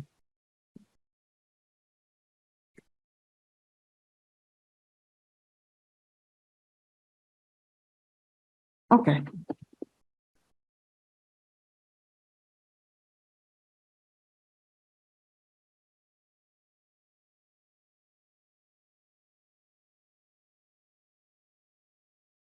Good afternoon. I am Mireia Ferri from Cabelote, and she's my colleague Sandra, both women in red jackets, so you can identify well us when we are in the social dinner and in the lunch. So we are here today to present you the eHealth in Air project that we call in our team and in the consortium KIA to make things easier, because eHealth in Air something when you prepare a proposal, you have to think about how to pronounce that well. And just before starting the project presentation and the problem, I would like that write some questions and you can just hand up your hands. So how many of you are aware of indoor air quality? Just one? Okay. Okay. And how many of you have take or have dedicated measures to improve the air quality at home or at work? Okay. So most of the people that are aware are used. And do you have any device at home to increase the? Yes, one. Yeah. So you are you are the winner. Okay, that's the reason. So the project, it's about this. So are you aware of the quality of the air we breathe indoors? Because we are quite aware of the pollutants outside, but after COVID, I think we are more aware about the indoor air quality. But we launched a survey in the partners of in the countries of the consortium. We have only 114 responses, but the common insight is that the 20% of the people that respond to this are not aware, are not concerned about the indoor air quality, and for the remaining 80%, only the half of them take something to improve the indoor air quality, that we think is not so much. So that's the reason we are here. And indeed, this is a global challenge worldwide. So the World Health Organization launched some campaigns and have a dedicated page to raise this social and health problem. And they identify that the most vulnerable people are women and children. But after that, I will give you some details of more potential vulnerable groups. But this is something that not only happens in worldwide, also here in Europe, this is a challenge.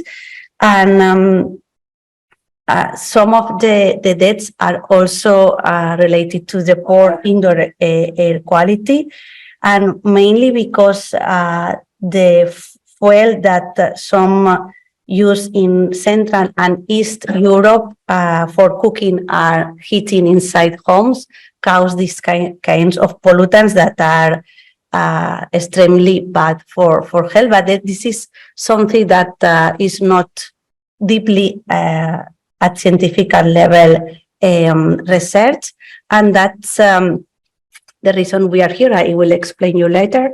And here are the most vulnerable groups for indoor air quality, as the World Health Organizations highlight, are women and children, but also we have older people and as our colleague with all the full equip for our home and work highlight, it's people with some respiratory diseases and people with cardiovascular diseases. And the way that these pollutants affect each of them depend of different variables that are not quite analyzed at this moment. So what are the needs that we have to solve or to tackle this health challenge? Is that we need cost-effective monitoring solutions. We know we need more knowledge about the indoor air quality characterization, but also about the indoor air quality effects on health. We need some guidelines in order to improve our indoor air quality, and maybe some training, some raising awareness campaigns. Also, we need some data and databases, and of course, some recommendations to enlarge the regulation that it's now available on this issue. And that's the reason of CRIA, the Care Health in Air project, in which Cabeloce participate as a project partner. And we, together with 15 European organizations, we are working together to provide scientific knowledge of the indoor air quality effects on health, basis on clinical studies, and also an extensive monitoring campaign of using sensors, but also we are collecting samples in different scenarios. So with all of this, we aim to advance our knowledge of indoor air quality. So here are the activities. So this is our value proposition using the terms of today's meeting. So we want to identify the main determinants on health because of the indoor air quality. So we are collecting data and we are analyzing data, using also and developing right now an algorithm based on artificial intelligence to identify which are the pollutants that affect more or less to health. We are building a platform when we are going to allocate the database we are collecting from the scenarios, and when we also want to allocate training materials and important and easy to understand information, because we want that this platform will be the one-stop shop to all of you interested on indoor air quality. We are developing sensors and also some monitoring tools, also portable, and we are testing them. And at the end, we want to have these cost-effectiveness solutions and new regulations. And here are the 11 key exploitation results that we identify when we build the proposal. Some of them are related with all of these things that I already mentioned. And from the beginning, and I think this is something that will help us for the sustainability of the project results, we are starting to think about this. Indeed, we have started to analyze 3 of them as the more important or the key exploitation results that we think that at the end of the project has it's more easy that they maintain. And we are working with the booster service of the European, the Horizon Europe support services in the platform, also in the sensors, and also in the knowledge sharing module. So in these 3 of them, from the very beginning, we are working. And here you have the different scenarios.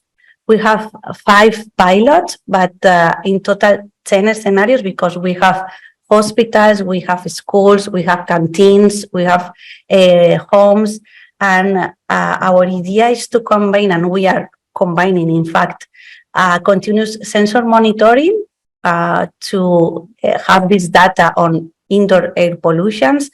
And we are also collecting data from health using, in the clinical sites, the health electronic record from these outpatients, but in the sites that are not hospitals, we are collecting questionnaires to monitor the health in a self-reported way. We have some deep monitoring campaigns each 6 months, and then we have, according to the pilot availability, each month or bi-monthly, some small questionnaires on mental health and quality of life, just to have this information to develop the algorithm. So as you can see, we combine high risk of patients in Barcelona and in Netherlands.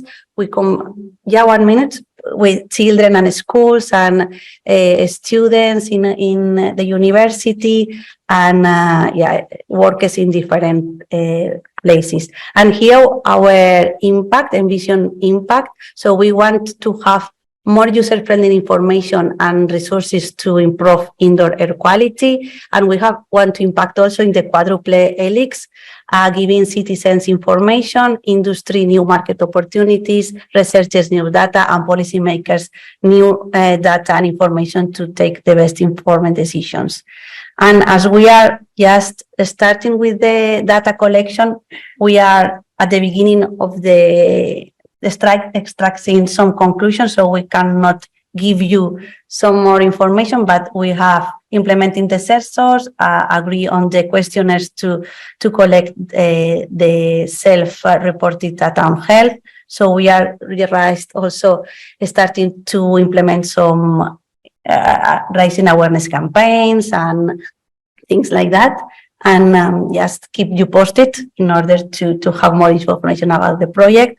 And I give you here also the contacts, not only from ourselves, also from the coordinators that are CARTIF. And that's all. Thank you very much.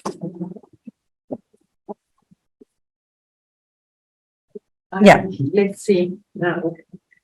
I will give you.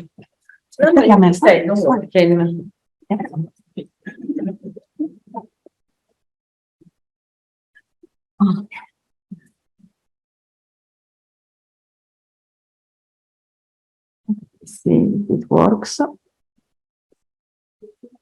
Okay, so what is maturity level of this innovation? It's always the same code. In theory, it should work.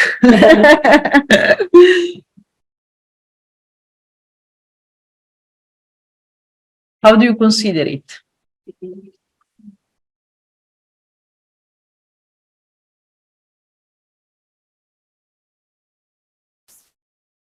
CINXLXC,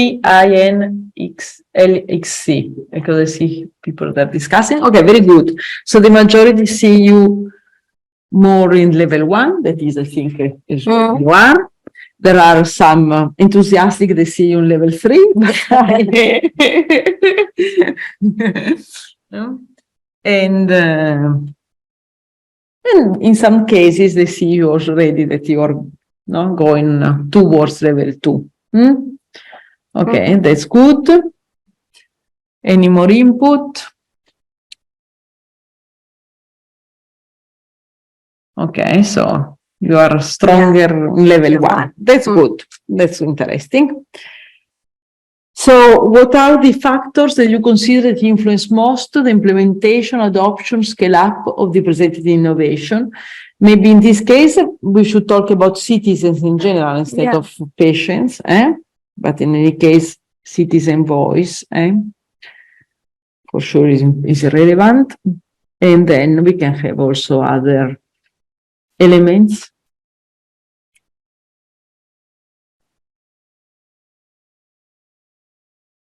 Like, for instance, the change management plan, because who we are changing.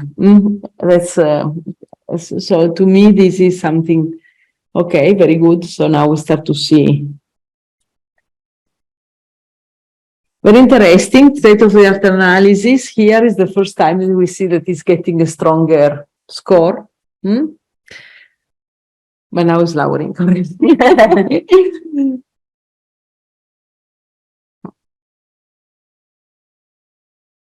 Okay, results, measurement, evidence generation. Here is pretty strong now. Needs to be addressed and value to be delivered. This needs assessment part, very important.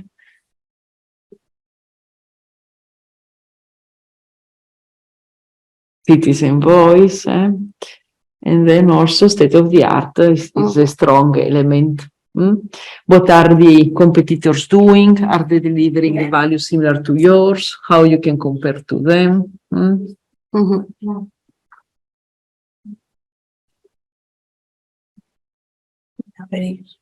Very useful. Yeah. Well, I'm happy that all of you see that this is useful, because we strongly believe this is a relevant factor. So it's okay. And then take into consideration what has been said during the presentation. What is what they could improve, what activities, action could improve the implementation, adoption, and scale up, take into consideration of how the problem and the pain and the needs were defined, how we define the solution intervention, the value proposition, or already the journey to be implemented and adopted.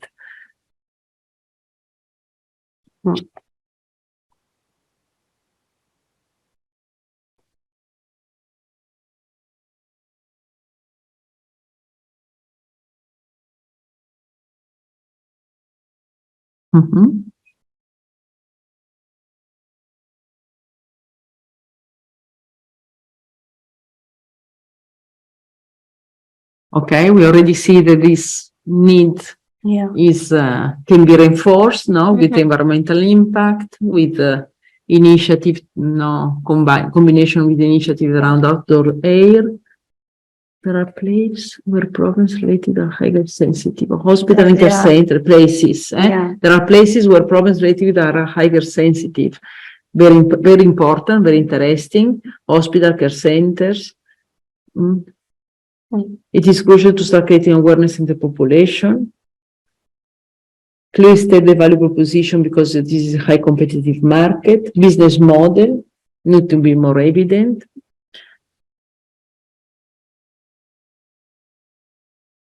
I don't know if adding to the hospital care center also a mall, also malls maybe are very.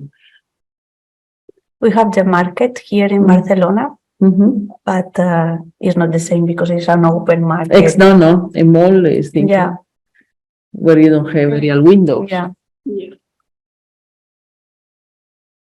Business model, make clear what are the gains for health in medium and long term, more critical areas where this could be addressed.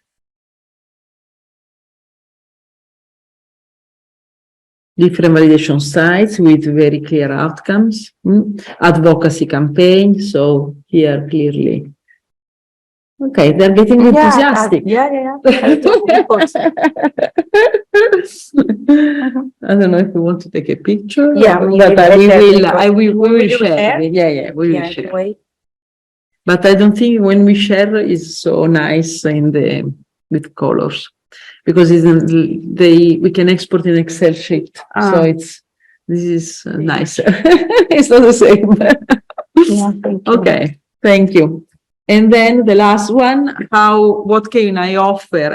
Is any of you that can offer anything to this initiative, or what this initiative can offer to me?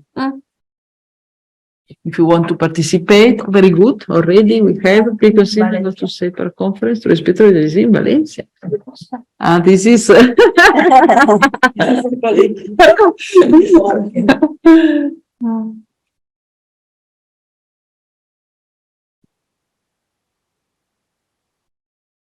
there was a member of the Spanish ecosystem in the last event in November that also she was related with the air issues, I think. I don't remember now the name of the organization, like a patient organization. Yes. And maybe also, maybe we could put you in contact with her. Also make a picture. Test to test. Yeah. Control testing in a living lab. I know who has a living lab. It's exactly.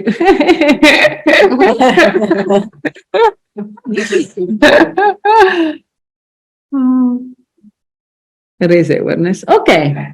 Thank you very much. Thank you very much. Thank you.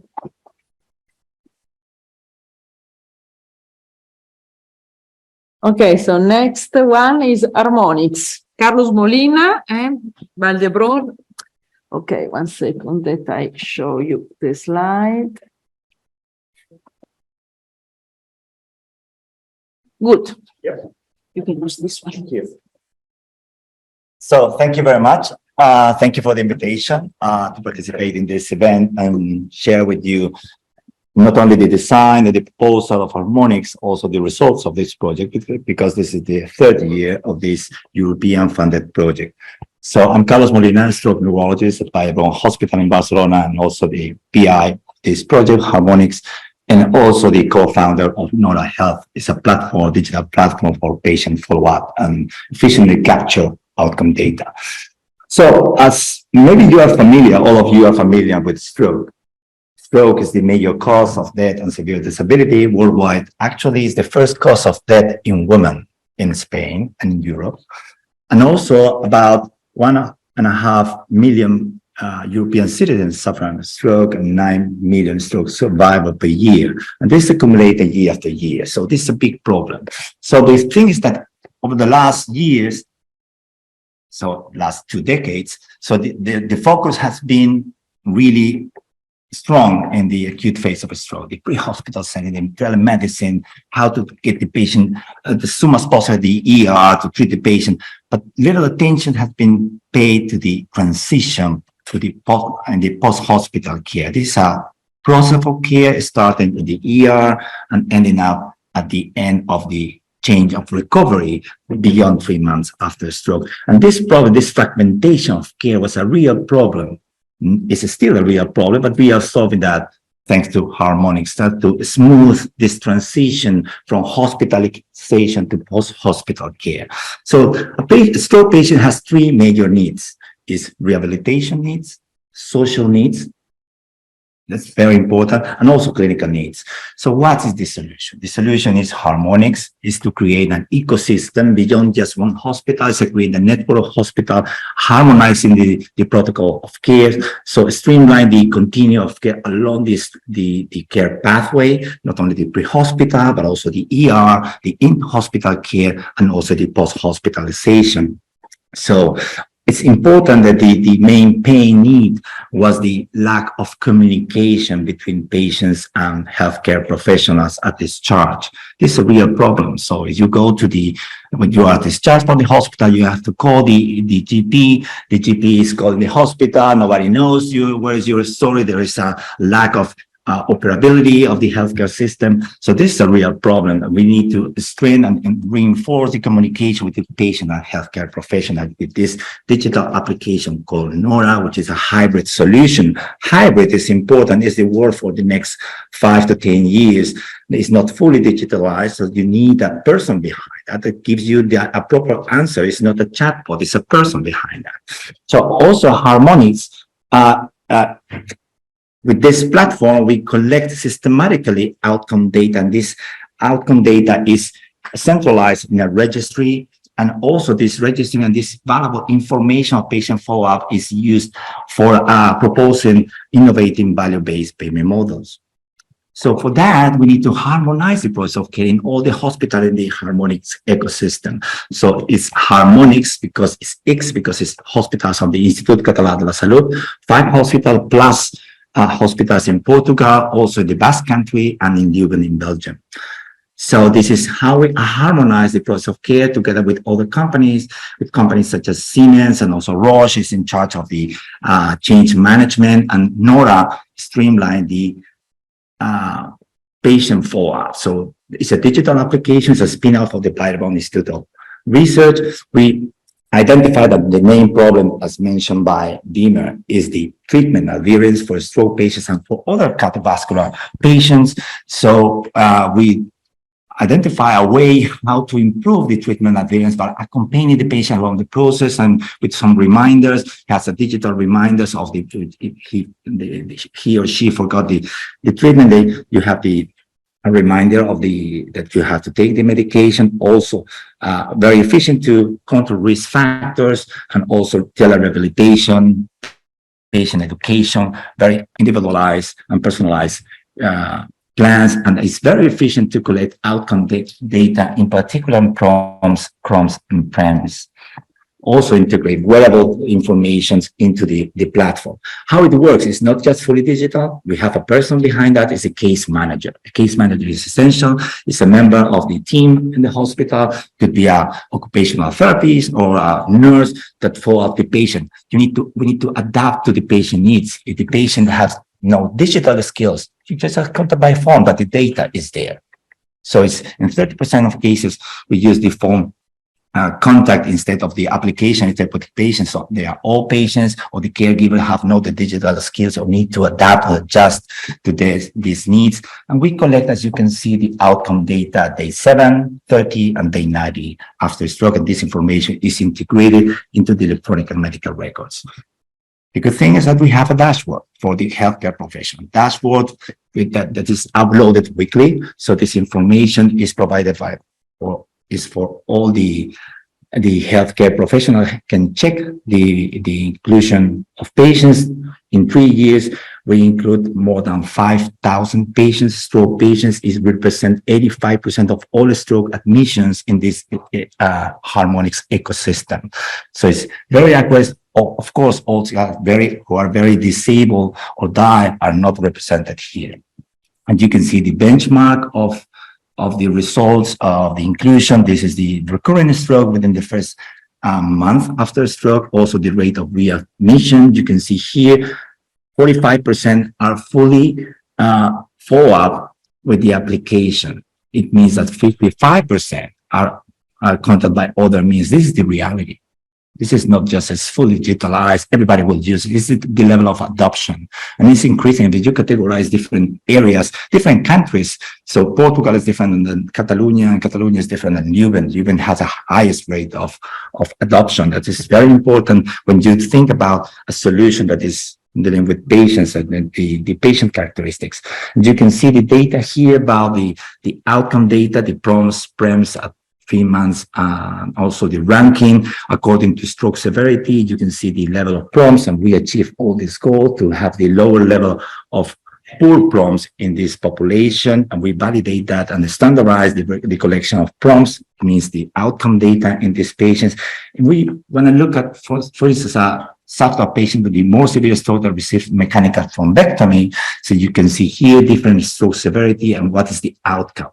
So we discover a new business model here on the way, that is the registry. It's a global registry now. It's a set up by the World Stroke Organization. It's a global holistic registry, including data for the acute stroke, hospitalization, and post-hospital care in a very integrated way using these dashboards. And now we are implemented this concept in 7 European countries and also in South America, in Mexico, in Chile, Argentina, Uruguay, and Colombia as well, in different hospitals, creating this network that gives this sense of benchmarking.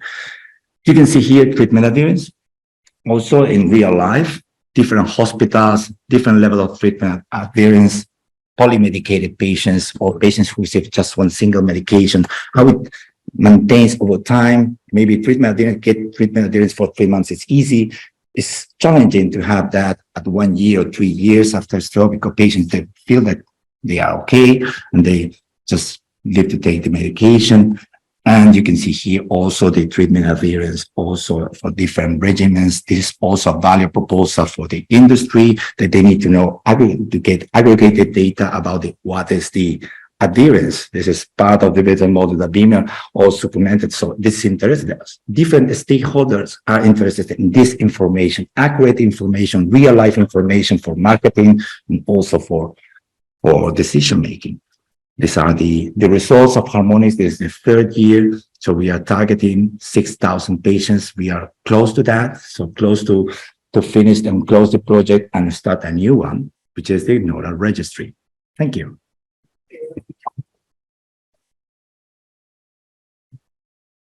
Thank you very much, Carlos. You were very fast, very to the point. You told me 5 minutes. On the other hand, very interesting that you are already going to other countries.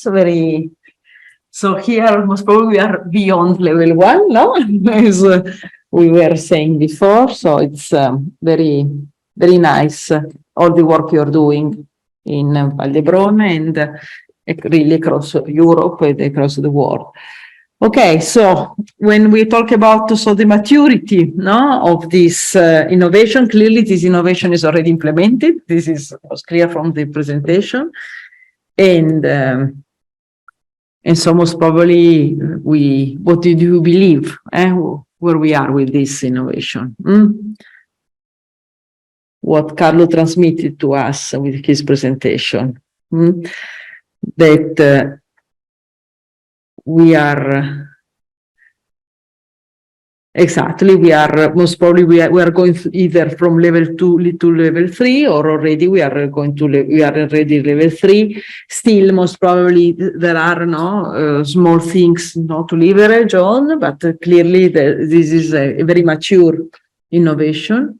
So it's very good that we can see something already there. And well, the most probably phase of the proof of concept also is how to implement it in other countries, with some implementation gap that for sure will happen. It's very challenging. So you have to, for implementing NORA, for instance. So patients are different. We think that in Italian and Spanish, we are similar. No. Cultural aspects. There's a critical role, the role of the family. And in treatment adherence is super important. So we discovered that one of the solutions is to have a clone for the application for not only for the caregiver, but for family members. But you are up to 7% of people in Barcelona lives alone. So the daughter or the son, they need to know if the mother is adherent or has falls at home. Living alone is an issue. It's a real issue. And this is, for instance, this rate is up to 20% in the Nordics. So in Sweden, for instance. So you have to take into account the mentality and also some cultural aspects when you want to implement some solutions. Yeah. Very, very interesting.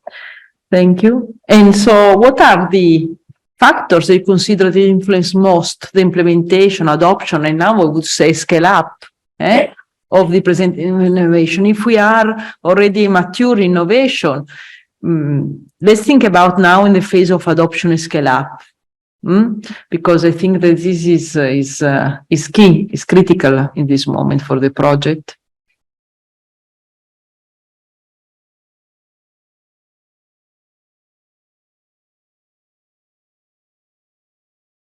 They are super shy. Yeah, they need it takes some time, this is the application effect.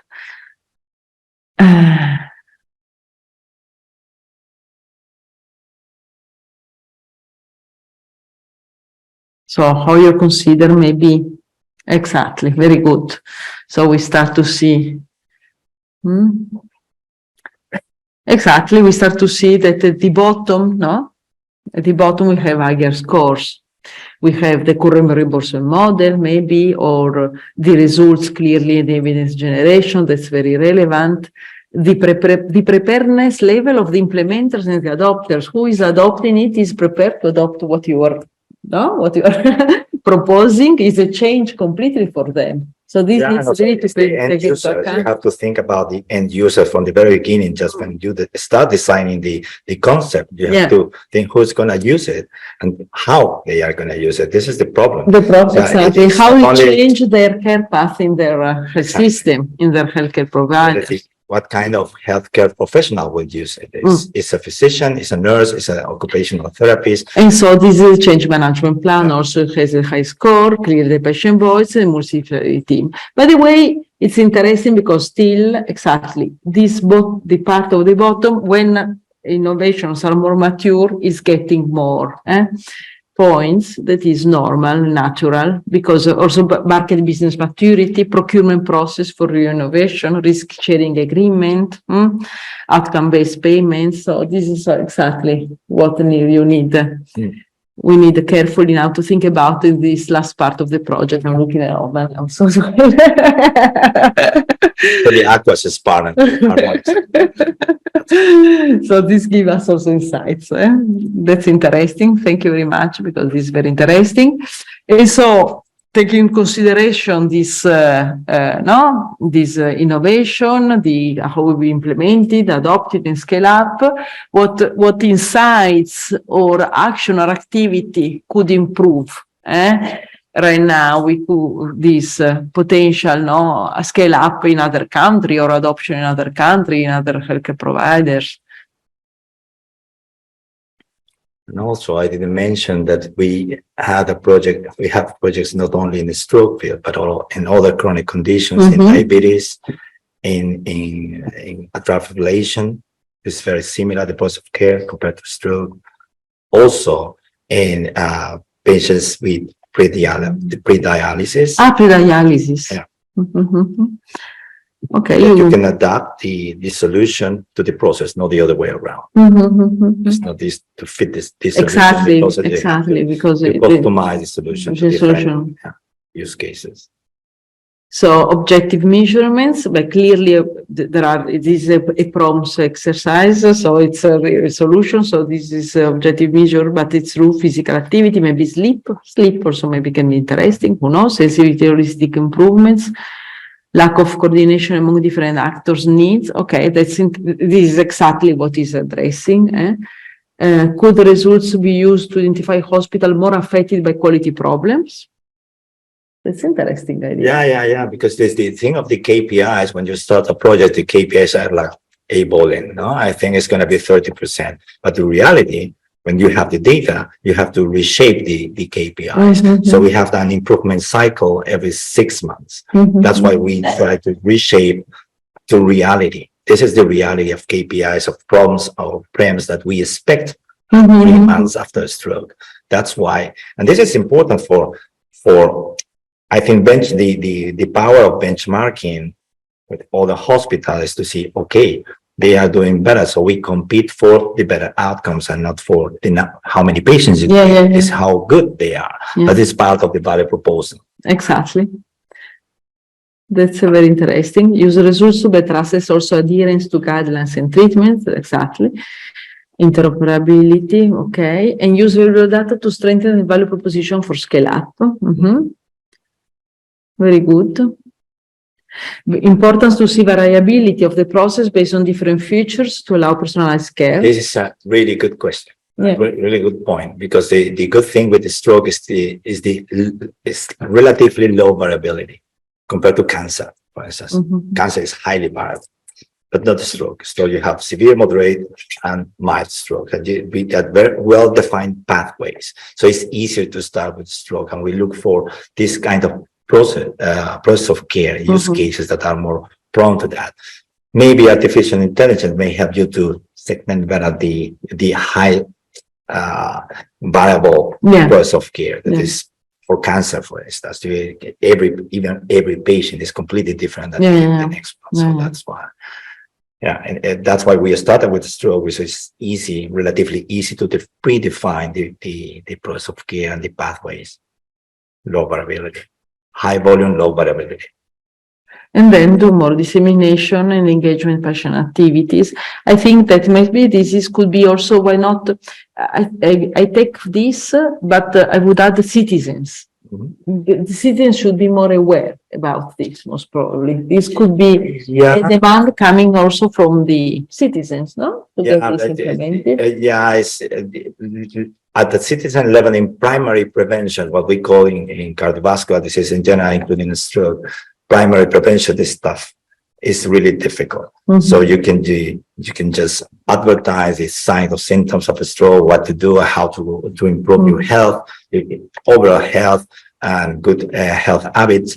But it's difficult using this application. You will need an army of these managers. Now, for secondary stroke prevention, it works pretty well, and far from being, just to spoil the patient, just to be protectionist, and you just provide coaching and teach the patient how to be a good patient, because it's not forever. So this follow-up is for 3 months, and we capture data also 1 year for pharmacoeconomics and other stuff. But you need to teach the patient and teach how to be a good Be patient for patient. the rest of the Yeah. life, because they are Yeah. going to be patients for the rest. They of need the to be life. empowered to be, yeah, very good. Very interesting. Oops, sorry, I was too fast. Okay, what can I offer to this initiative to be adopted, and what can this initiative offer to me once adopted, implementing, scale up? If any of you has any input on this. Process mining can be a good asset to generate new added value on top of your results. We already have exactly.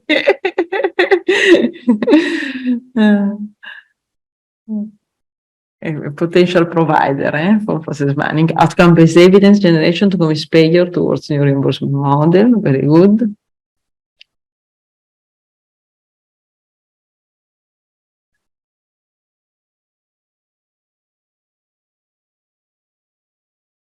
Okay. And then check the value care project. The Netherlands pilot is focused on stroke. Maybe there is results can be helpful. Thank you. This is a good input. Interested in discussing collaboration upcoming Horizon Europe course in case manager contacts.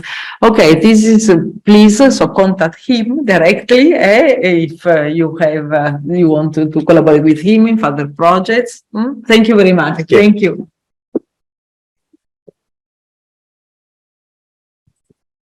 Okay, so now the next one is SafeCore. And we have Andreu Clement on remote, I think. Hello, Sana. Can you hear us? Can you hear me? Hi. Hi, nice to see you. So are you going to share the slides, correct? Yes, this is the best if I can. Okay, yes. Can you see the slides? No, we see, I don't see you yet.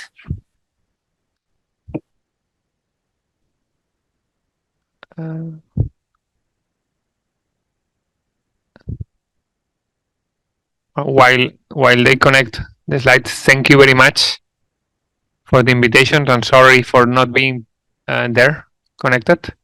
I would love to be in person, but unfortunately it was impossible for me to go to Barcelona today. Now we see you. Now we see you and we see the slides. Perfect. And thanks to you for joining. Thank you very much. It's a great opportunity for me to explain our project, SafeCore, and also it's great to have the chance to be in this important meeting, because at the end, for those that come from the academia developing innovations for medicine, is a quite important aspect to be able to make them arrive, and that takes a lot of stakeholders over the place, and for us is one of the important things. So before taking a lot of my time for explaining that, let me explain what we do, what is SafeCore. So SafeCore, we, as the word say, we try to solve cardiac arrhythmias, because all of us, we want to be happy, we want to hear our heart beating quite regularly, but the worst is that 1/3 of the people in this room, 1 on 3, so the one on your right or the one on your left, or maybe you, one night will start to have an arrhythmia. Your heart will start to beat like crazy, and you will be feeling that you cannot sleep, you cannot run, you cannot go start, and in the best case, at least you can go to the hospital to see what's going on in there. And this is happening a lot, as we saw in previous talk, but mainly in atrial fibrillation and many other arrhythmias. What happens is that we have millions of patients suffering from it. And the pathway that the patient has today, most of the times, is arriving to the hospital because they have a stroke or they have acute arrhythmia syndrome. In the emergency room, they try to do anything. They try to solve it at some point, or at least acutely stop the arrhythmia. But the truth is, most of the time, after 1 or 2 hours in there with a drug, we are lucky and we send the patient home. Okay, you will have a visit with the cardiology in a few months from now, hopefully, and the cardiology will tell you. And the first is that what the cardiology do. Okay, should we do something to this arrhythmia, or it was because of too much drink that night, or it was because of a genetic disease, or it was because, or it is a disease that we can treat. The truth is that in almost half of the patient, the clinician has to assume that, okay, nothing can be done, and we wait for the next episode. Almost half of the patients. But in the other half, the truth is that, okay, let's try to do something. Let's try to improve the quality of life of this patient. and we have drugs, not too bad, but the truth is that they fail in 70% of patients. We provide drugs with really important side effects, and we decide that based on the experience of the clinician. We do not have a real map of the heart or real knowing what's going on in there. But I mean, if drugs, okay, the patient continues there, coming back and coming back after several times, and if it's highly symptomatic, we try something more aggressive. Let's go for a surgery. In fact, we know that the surgery is the best we have. It works in 55% of patients. We may look not too high, but the truth is that 55% more than 20 years ago, which was almost zero. So we are doing something to improve. But the truth is that which patients we should send to the surgery, and even if I'm in the surgery, what to do in the EP lab, because it fails. And today, this year, more than 70% of patients with a cardiac arrhythmia or atrial fibrillation feel that we are doing palliative things in them or we are doing nothing. And our hypothesis about why it happens is because currently clinicians only see the heart, the electrical activity of the heart, once they are already inside of the heart, when they are already putting cables inside of the heart. So only 4% of the patients arrive to be in the surgery room. And the worst is that even there, with cables inside of the heart, you only can see the regions that are being touched by those cables. So we notice that it's necessary, and I'm engineer working in the EP labs together with clinicians, and it's necessary a technology that in a safe, rapid, and hopefully accurate way maps the heart and show to the clinician what to do. And this is what we do in Corify, and this is what the SafeCore project tries to move on. A technology that is able to do that, to show to the clinician what's happening inside of the heart in 10 minutes and in a really safe way. This is what we developed and in SafeCore and in Corify, the fastest cardiac mapping. Just to show you a little bit how it works, we place electrodes on top of the patient.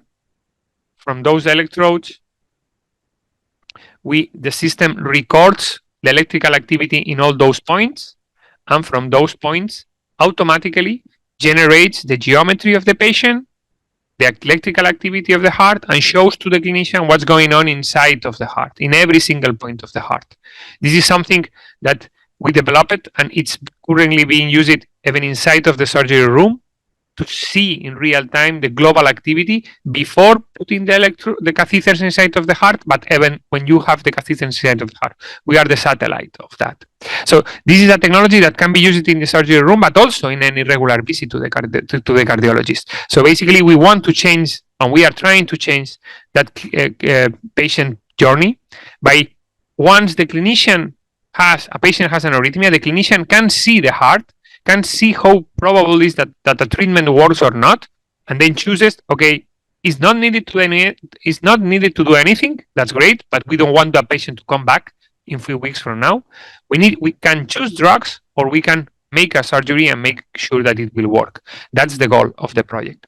And we have been working for a long on this. It's Corify Care. We already are moving on. And today I wanted to talk about the barriers of adoption. So okay, this is great as an idea. We have the technology, we have the patents, we have told that things, but which are the things that we are founding to move this into a full patients, the whole population?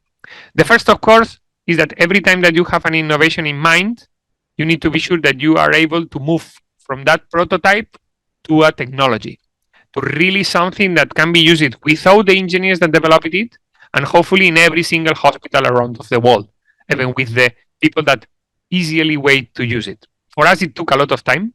The truth is that from the first prototypes of a system for map the heart, the preclinical investigations, the first patents, the first huge papers, and the device that right now we have, the CE mark, it took almost 20 years. It's true that it was not full-time working on this, because this is research most of the time, but it takes a lot of time. So it's something that you need to be sure that if you want to move on, the technology needs to be ready to be scalable. Second, you need a lot of pilot science. So we will talk about it, but we focus our technology in atrial fibrillation. But as soon as you put these new technologies on top of the users, the clinicians, they start to make use of it in many new things. And then you discover that clinicians are using your technology in a ways in which you never thought about it, for pacemaker implantations, for ventricular tachycardias, for work Parkinson-wise, for kids, for many other applications that as soon as you designed the technology, you really were not thinking on. This is important because at the end, in a regulatory process, this will have a lot of role. So it's important that as soon as possible, you put the technology on hands of the users, and they do not only try to solve the problem that you thought, but try to use it in many, many other options. And this is one of the things that happens to us. We already have almost 100 patients, 954, that's what we have here, patients that we already map. But all this technology and pilot evidence is great, but the truth is that if you want to really become a medical device and change cardiology, you need all the regulatory process. And here I will make a mark. In our case, it was not extremely hard, but it was extremely expensive and long to get the CE mark, and we are in the process to get the FDA. And here I want to make a good remark, because I mean, maybe regulators in the room. For whatever reason, we may think that making regulation to achieve risk zero is achievable, and that's a fully false. As soon as we make more complex the regulation, what we are doing is we are killing small companies, we are killing innovation, because only big partners, only big products, only the big markets can survive to this kind of regulations. So this is something that I know. It's true that I'm focusing cardiology, and that makes that there is a lot of patients. So it makes sense to put the money for make all these tests. But in many other disease, or even today in a strange disease, the regulations that we have in Europe is making patients have to go outside of Europe to be treated. So it's a big barrier for innovation, the regulatory process. Also, of course, the reimbursement. One of the things that you learn as soon as you try to go to the health system is that, okay, innovate, but not too much. Because healthcare systems are established and they have a really established reimbursement process, which are really slow to change and really resistant to any innovation. So if you can fit your innovation in an invoice that looks like another invoice that already exists, that's great. But if you try to change how the invoice of the reimbursement looks like, you are lost. Try to put a software, try to put some innovations into the system in a scalable way, not as a pilot, but in a scalable way, requires that the whole reimbursement process needs to be fitted to your innovation. And that usually means that don't try to innovate also in the reimbursement strategy. Make innovations, but try to fit to the existing reimbursement strategy. It is important also. And most of the time, reimbursement goes through large-scale clinical validation. And innovator and reimburser, okay, I want the randomized multicentric clinical trial in which you demonstrate that your device is better than the standard of care. And that's theoretically fantastic. And in most of the cases, randomized trials are fantastic. But we need to know that randomized are not good for all and not viable everywhere. And if we have really large variability between patients, randomized doesn't make sense. If we have a strange disease, randomized trials may not have sense. And in many cases, innovations do not arrive thanks to randomized trials that change the guidelines of clinical trials. Of course, we are trying to do it. We are doing it with 2 of the applications. But for most of the other applications, clinicians need something because the patient is in the surgery room and you need something. And at the end, most of the time, you need to be sure that you can solve that problem, even you do not have the money and the resources that are needed to make a really large randomized trial. Because one of the main problems of large randomized trials are that they're expensive and complex to manage.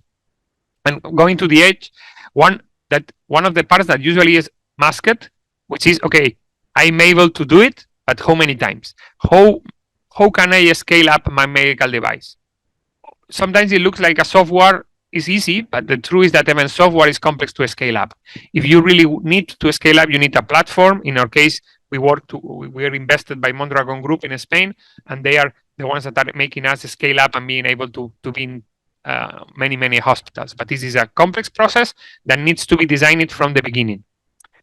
And last but not least, probably the most important thing, the main barrier for innovation and for the adoption of innovation is time and money. Innovation is driven by funds. You need a lot of funds to be able to push your innovations to get it, and that requires a lot of time most of the time. So we need to try to find ways in which health systems can make use of innovations without making the companies to spend thousands, tens of millions. Otherwise, the only way is we make through startups that will have to have exits, or only multinationals will be able to move it on. Because, and that's with I finish, innovation is true that is driven by funds, but in addition with that, it's a lot of grit, which is passion and perseverance. A lot of passion and a lot of perseverance. This is the only way, the main part to be able to succeed. In our case, as I mentioned, we already are in 6 hospitals. We already are in Spain, in Madrid, Barcelona, Zaragoza, 2 hospitals in Barcelona and Valencia, and started in Lisbon. And this is the list of hospitals in which we already have been asked to be installed during the next months. And it's a huge and ambitious process to change it. And it's just the beginning, because we want to go up to 10 million of patients to be mapped. And this is only possible thanks to a huge team of people that is working really, really hard in the SafeCore project, in AQuAS, in the different hospitals to make this possible. Because at the end, if someday, some night, it happens to you that you have that arrhythmia, we want to be sure that a clinician can see your heart and decide exactly what to do.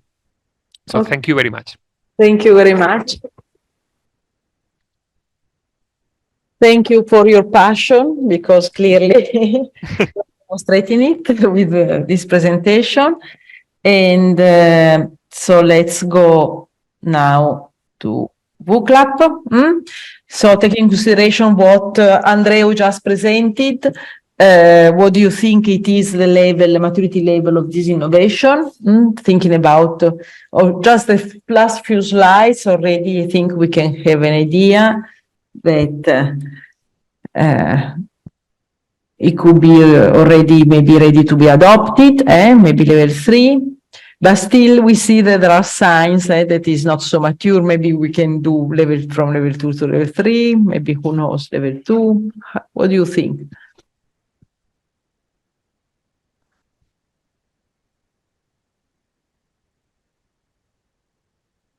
Okay, very good. So it looks like more level 3 already, Andreu, but still with some signs.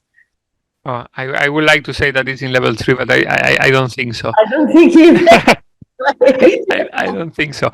So I think that the device and the solution, it's close. It's able to be used in several hospitals, which is great, but it will be in level 3 when it is necessary to be used. So it's not, and we need to do the multi-center randomized trials. We need to change guidelines. We need to have a clear path of use.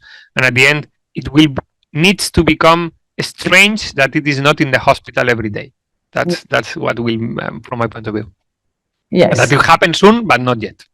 Okay, very good. So you are, in fact, you are somehow in the middle, level 3, but also you are traveling through level 1 up to level 2. So it's, you are everywhere. In this life. It always happens, no? As soon as you make something new, depending on the point of view, it's fully research and continues being research, or it's something that we need to solve. So in the patient stuff from today that we cure, it was not research. And it's great, but it's true that we continue to have to demonstrate that it improves quality of life of patients. And so what factors now, thinking about the maturity of the innovation still, that is maybe level 2, level 2 from level 3, what are the elements that now can influence most the implementation, adoption, and scale up of the presented innovation? What do you think?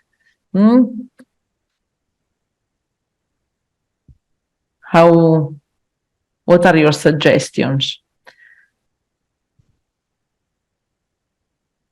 A little bit all of them. That's what's happened. No, it's starting. Don't worry that you already. That this important thing is the current reimbursement, the market business maturity. And the regulatory part. I was a little bit provocative in the regulatory part. By lucky, we already has passed all the auditories, and it's great, and we did great. But it's true that there are many things in the way that demonstrates that it's probably not the optimal way to do it things. But that's one of the things that we already are done. Luckily. But the weather is an interesting aspect, no? That also in the answers, no, now it's getting reduced. That was the IPR part, because clearly if we want to sell everywhere, clearly this needs to be very well covered. By the way, still the highest are reimbursement, market maturity, results and evidence generation, and regulatory. So that's are the winners, and also makes sense taking consideration this stage where you are. And so you provide insights, activity, action that could improve the implementation, adoption, and scale up of this innovation. What do you think? What are the main insights that we would like to provide to Andrea or to Safecore? Maybe in the analysis of the pain of the problem and the need, or maybe on the solution and the intervention, or maybe the evaluative position, or finally in the implementation, adoption, and journey.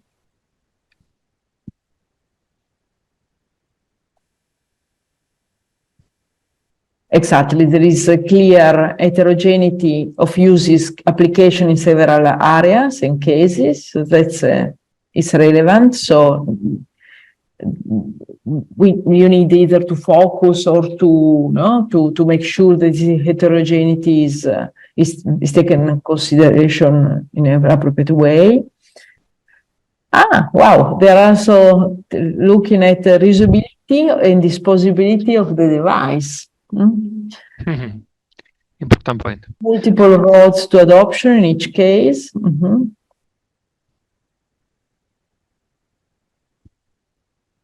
Regarding the reusability, again to the regulatory process. According to the regulatory process right now, cleaning a device is much more complex than make a new one. By the way, there is someone writing and the other one putting hearts. Watching the answer. Exactly. Good unmet needs. Okay. So, and regarding value proposition and the implementation adoption journey, is there any suggestion, any insight that we would like to share?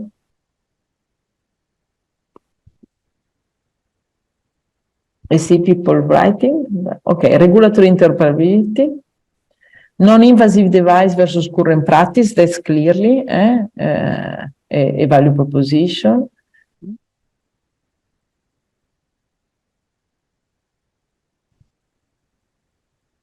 Harmonization of the cases also. Price of the intervention. That's an interesting one. Not only the intervention, the whole process, in fact. Exactly.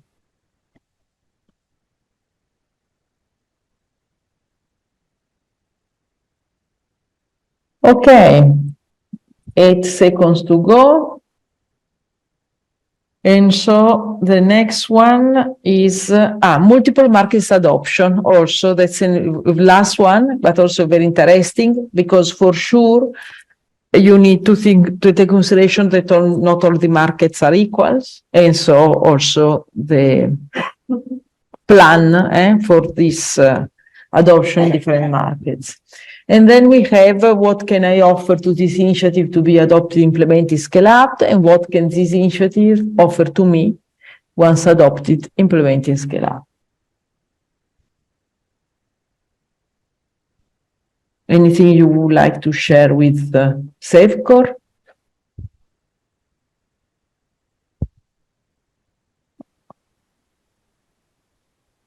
Unfortunately, we are a bit late, but now we close this and we have the final last project, and we start so with a few minutes of delay the cocktail, and we close the event.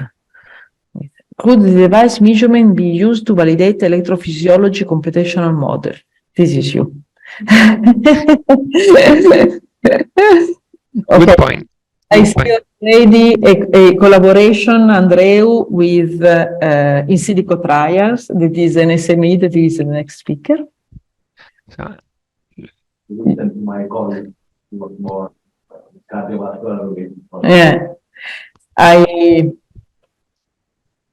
looking forward to be in contact, because in fact we validate models, but in fact we generate mathematical digital twins from the device.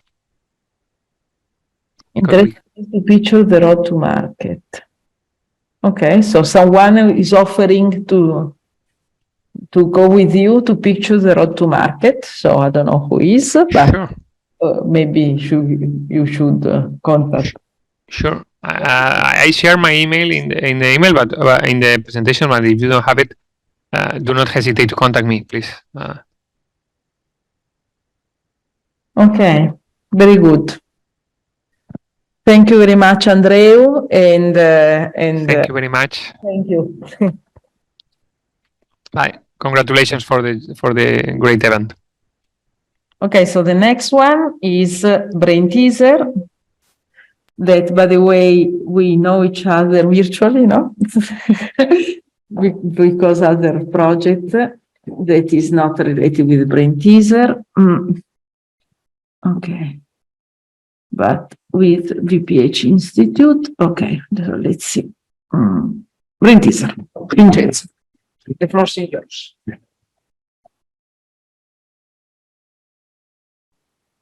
Thank you, Rosanna, for the introduction, or the organizer for the invitation. So my name is Vincenzo Carbone. I work at In Silico Trial Technologies, which provide a cloud-based platform for the integration of computational solutions to be used for healthcare.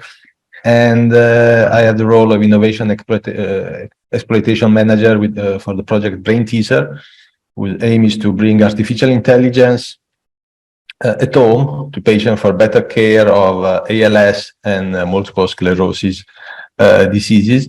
And so what I'm going to do today is to provide information on the ongoing activity of this project, but also to learn from you what could be improved into this exploitation roadmap and the road to innovation, to bring innovation to the patients and to the market.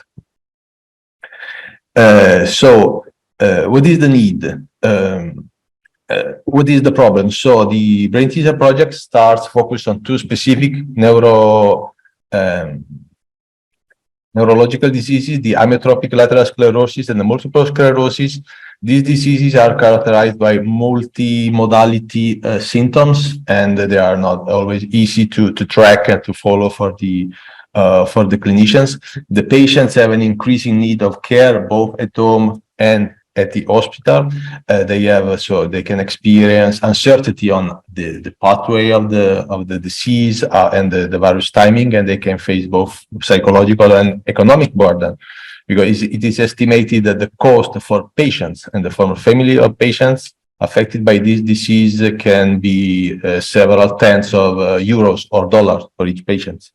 And the clinician needs some tool that can help them to better identify the patient level and the expected pathway of the disease, and so to receive suggestion about the therapy to be applied to these patients, and which are, let's say, the most severe cases, and also to predict some risk and some, let's say, acute cases to be expected in short time for patients.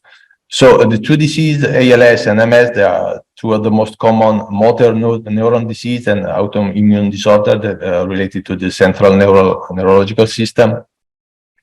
ALS is more rare compared to multiple sclerosis. The annual incidence is 2.6 cases every 100,000 people, but also the time set from the first symptoms to the death or respiratory dependence is quite short, around 3-5 years from the onset. And similarly, multiple sclerosis is a disease which is the most common disease which brings permanent disability in young adults. And in these cases, we have a bit higher incidence, but much larger prevalence with more than 100 cases per 100,000 people. And in particular, the project Brain Teaser took into account some specific socio-demographic profiles, because it was seen in literature, in clinical case, that the women represent a subpopulation that needs more care, in particular because of they experience a lower level of care for some familiar problems, from some social cultural reasons. So when the woman is affected, the family care is different compared to when a man is affected. Also, sometimes the family does not want to share the fact that this disease affected a member. And also, given the economical burden, also it was indicated to monitor some population on, let's say, with lower socioeconomic status. So, Brain Teaser project is a project that aims to leverage big data, large amount of data coming from different sources. So, data about health coming from hospital, from a research center, lifestyle habits that can be tracked with smart wearable devices like smartwatches, smartphones, that now almost everybody has at least a smartphone. And so to take advantage of these lower cost devices to extract data and then to support the creation of AI tools, so leverage artificial intelligence to support the clinicians, the patient and the caregivers into a better tracking, a better definition of the treatment and better indication of the disease progression. And so all these data which are collected during the project, which are currently collected, are used to define solutions to better indicate the treatment. And also some environmental data are used, are collected also to assess the effect of the environmental factor on the disease progression. And so the final goal of the Brain Teaser project is to develop software which is integrate artificial intelligence to inform patients and to support their caregiver, but also to support the clinicians into their clinical decision making, and also to help to better simulate and predict the results of clinical trials that could be used to create and design better drugs and better treatments, and obviously to provide and reach an approach of personalized medicine. So the three main expected outcomes, which are currently in development and will be further developed in the next year, are an app to be used by the patient and caregivers to support the self-management when the patients are at home and need care at home, and also to foster better health style, and to provide particular support and anticipate when the patient can need support for emotional distress. Clinical tool to be used by the clinicians and at the healthcare centers to support into the clinical decision making, so to have a better and data-based information about the disease progress and the better stratification, what is the status and what is the expected part of the disease, also to be used for research, medical training. And then the final step is the commercial platform, is where also in silico trials as its main roles, commercial platform for pharma industry. So when this artificial intelligence solution can be used to a better stratification of large population which are involved in clinical trials, so to have better stratification and to have additional computational results to be augmented to the clinical measurement done during the clinical trials, and to have better results and better outcome, higher success rate. And also to use these applications, these tools, as a so-called digital companion for patients that needs to undergo pharma treatment for these diseases.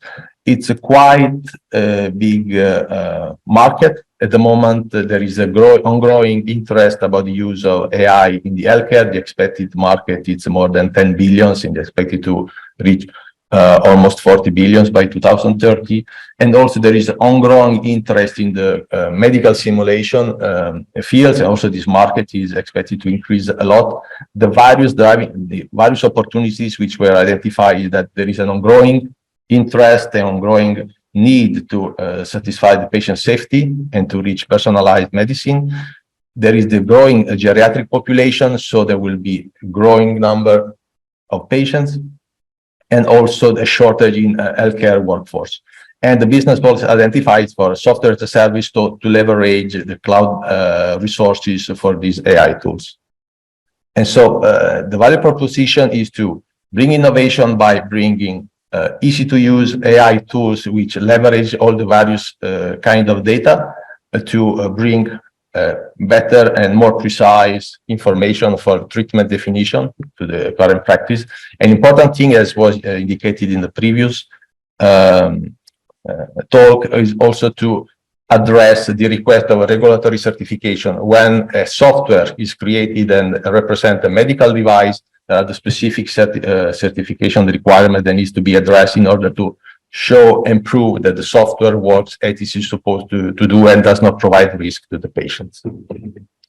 And the project started in 2021. Now we are in the last year. Several activities have been performed from the beginning. So definition of protocol for the collection of data, how the software, the various pieces of software were being tested, implemented, and now are currently used in pilot studies, and the various artificial intelligence solutions being adopted.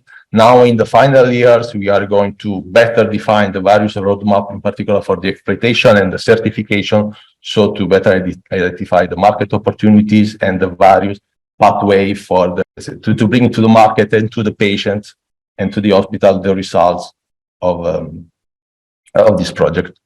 And finally, and just to close, since we were talking about collaboration, adaptation, so in Silico Trials platform as exploitation manager of brain teaser, we use our cloud-based platform where we integrate the artificial intelligence tools coming from the brain teaser project.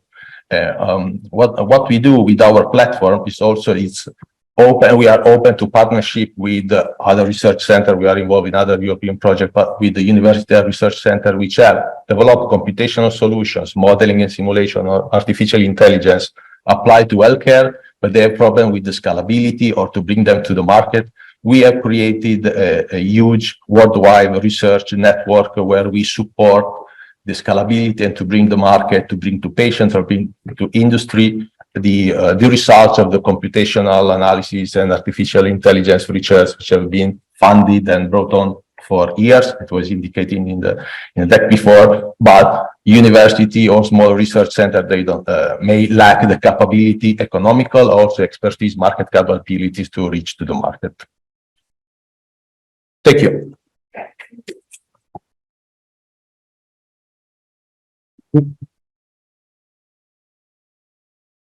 Thank you very much. Congratulations for this very interesting and challenging project, because this is very challenging topic.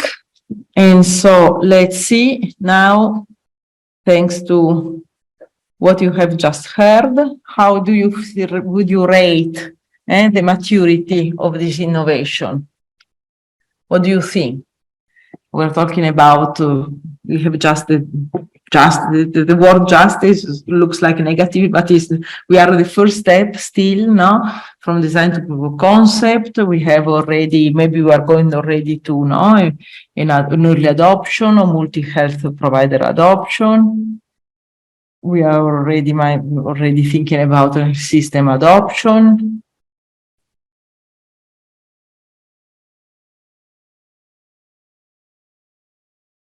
Well, it looks like that you are already in the health system scale up. Yeah, we are involved in some pilot studies for the university and hospital involved in the project, but we are far yet from to bring it to multi and providers for their regular practice. We are still in the pilot phase.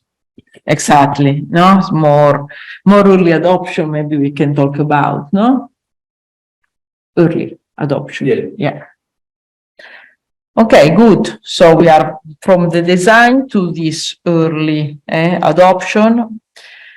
Good. So if we go to the next, or I get confused. Okay. So what elements What rate? Please rate the factors. What factors you consider that influence most the implementation, adoption, and scale up of the presented innovation?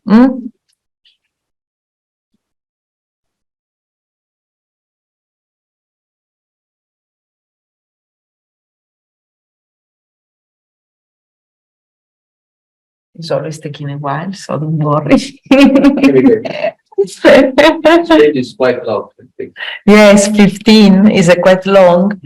Maybe we were to exaggerate it, but we think that are all important. So we didn't know how to reduce this list.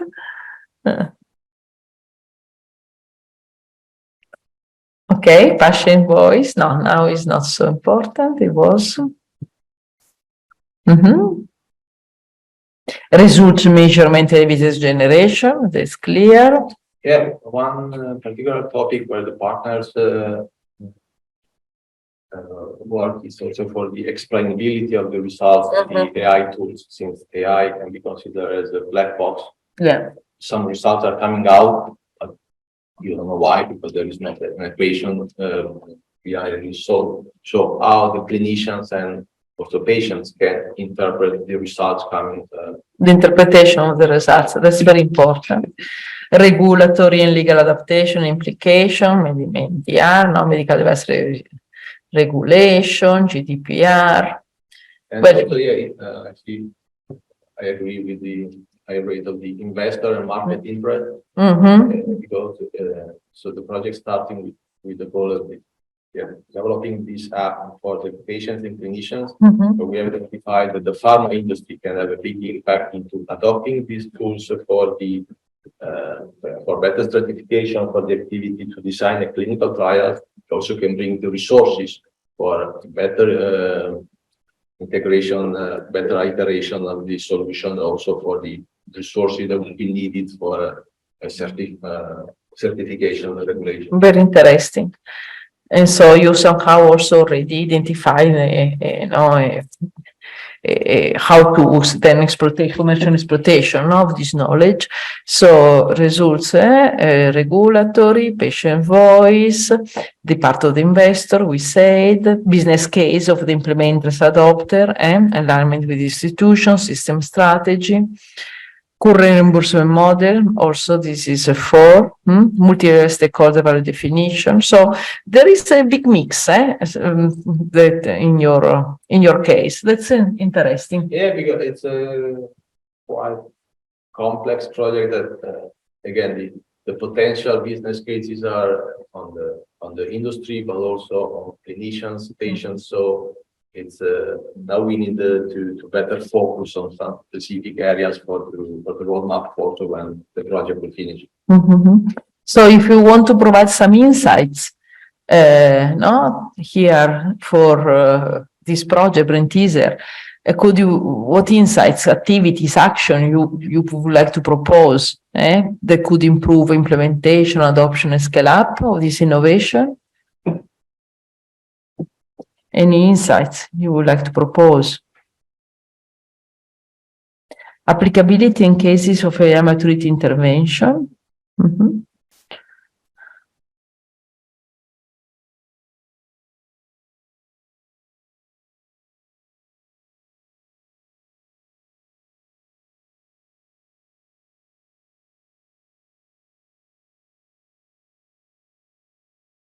This is in the needs definition.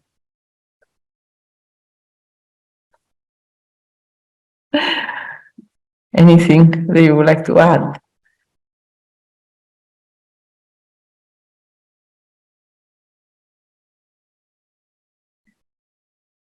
Transferability to other conditions. This still, I think, this work to do not to focus now, most probably in these diseases. So AI influence to current pharma clinical trials, very good.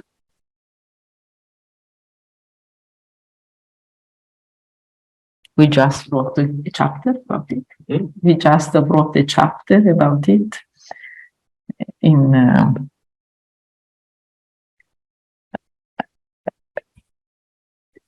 Silico World. Oh, yeah. Yeah, there are a big discussion now on the ethical implications of the use of modern simulation AI for a clinical trial. So, from a theoretical point of view, AI solutions could also be used, not for benefits of the patient, but for benefits of the sponsor. But now it's complete open field. There is a lot of discussion on that.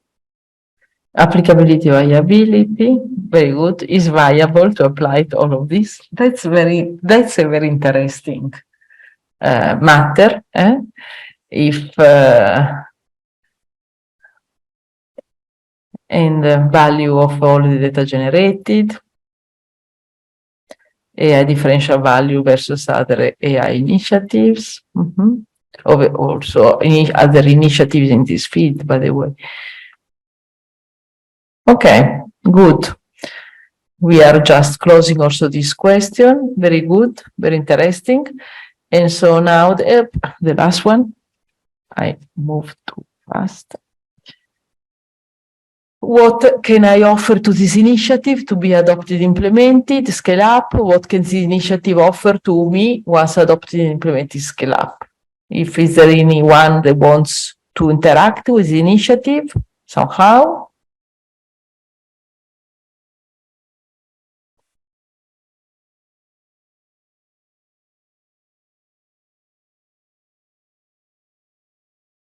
I think that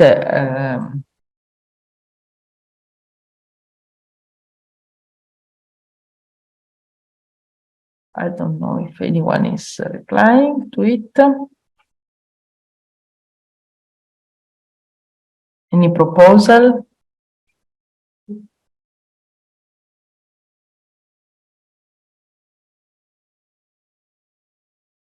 Okay, by the way, this is, don't get, okay, very good. So we have Catalonia cases for scaling in other systems. We have several now procurements that are taking place in the field of AI, expertise on actual piloting of AI interventions.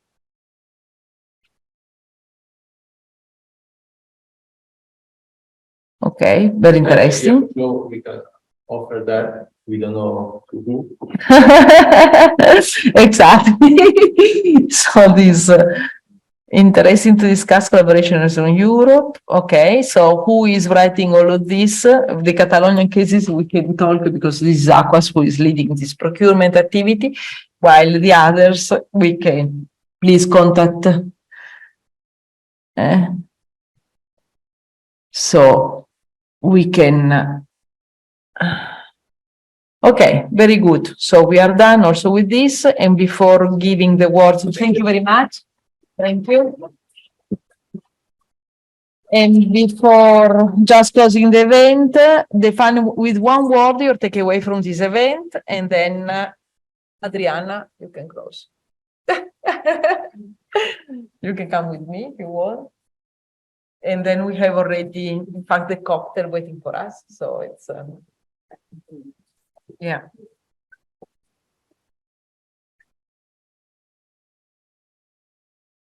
Inspiring, very good.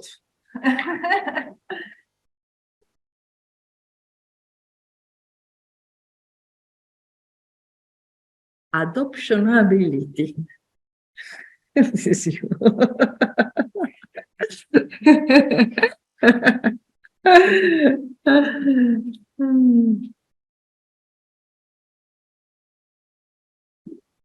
Evidence. It is true that it is an important word, and from today.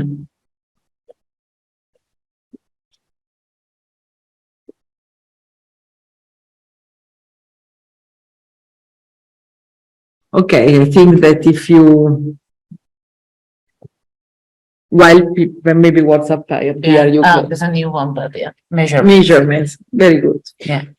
I'll be very, very, very brief because I know that we're behind schedule and then there's the cocktail waiting for us. And we had a very packed program with like 7 projects presenting plus DigitalHealthUptake and iRaise. So that makes 9 EU projects present in the room. So that's very good. And I think this event shows once again how collaboration between different stakeholders and EU projects is really crucial and key for the implementation of the innovation that we were discussing. If you want to find out more about ECHAlliance membership during the cocktail, there's Ines Liman and myself that we can help you to find out more about that. And also, if you want to know how you can partner with us in EU projects, there are my colleagues Natalia and Dimitris, who are in the innovations team. So maybe it's a possibility also to create some partnerships during the cocktail for EU projects. I wanted to thank AQuAS for co-organizing this with us. It's always a pleasure, very easy. You gave us the space, the content and everything. I see more and more awards appearing there. And thank you as well to DigitalHealthUptake and iRaise for hosting this event. So thank you very much. I don't know if you want to add anything else before we close. Just thanking you because really it's a nice collaboration. And really I think that all of us from these events, we are learning and how the project can impact, can give an impact at the end of the day to to our health system, to our provision, to our patient journey, and also how this collaboration is key to make them happen. So really, it's so relevant that we can collaborate, we can build knowledge from these events that we are enthusiastic. Yes. Thank you very much. And more to come. Thank you.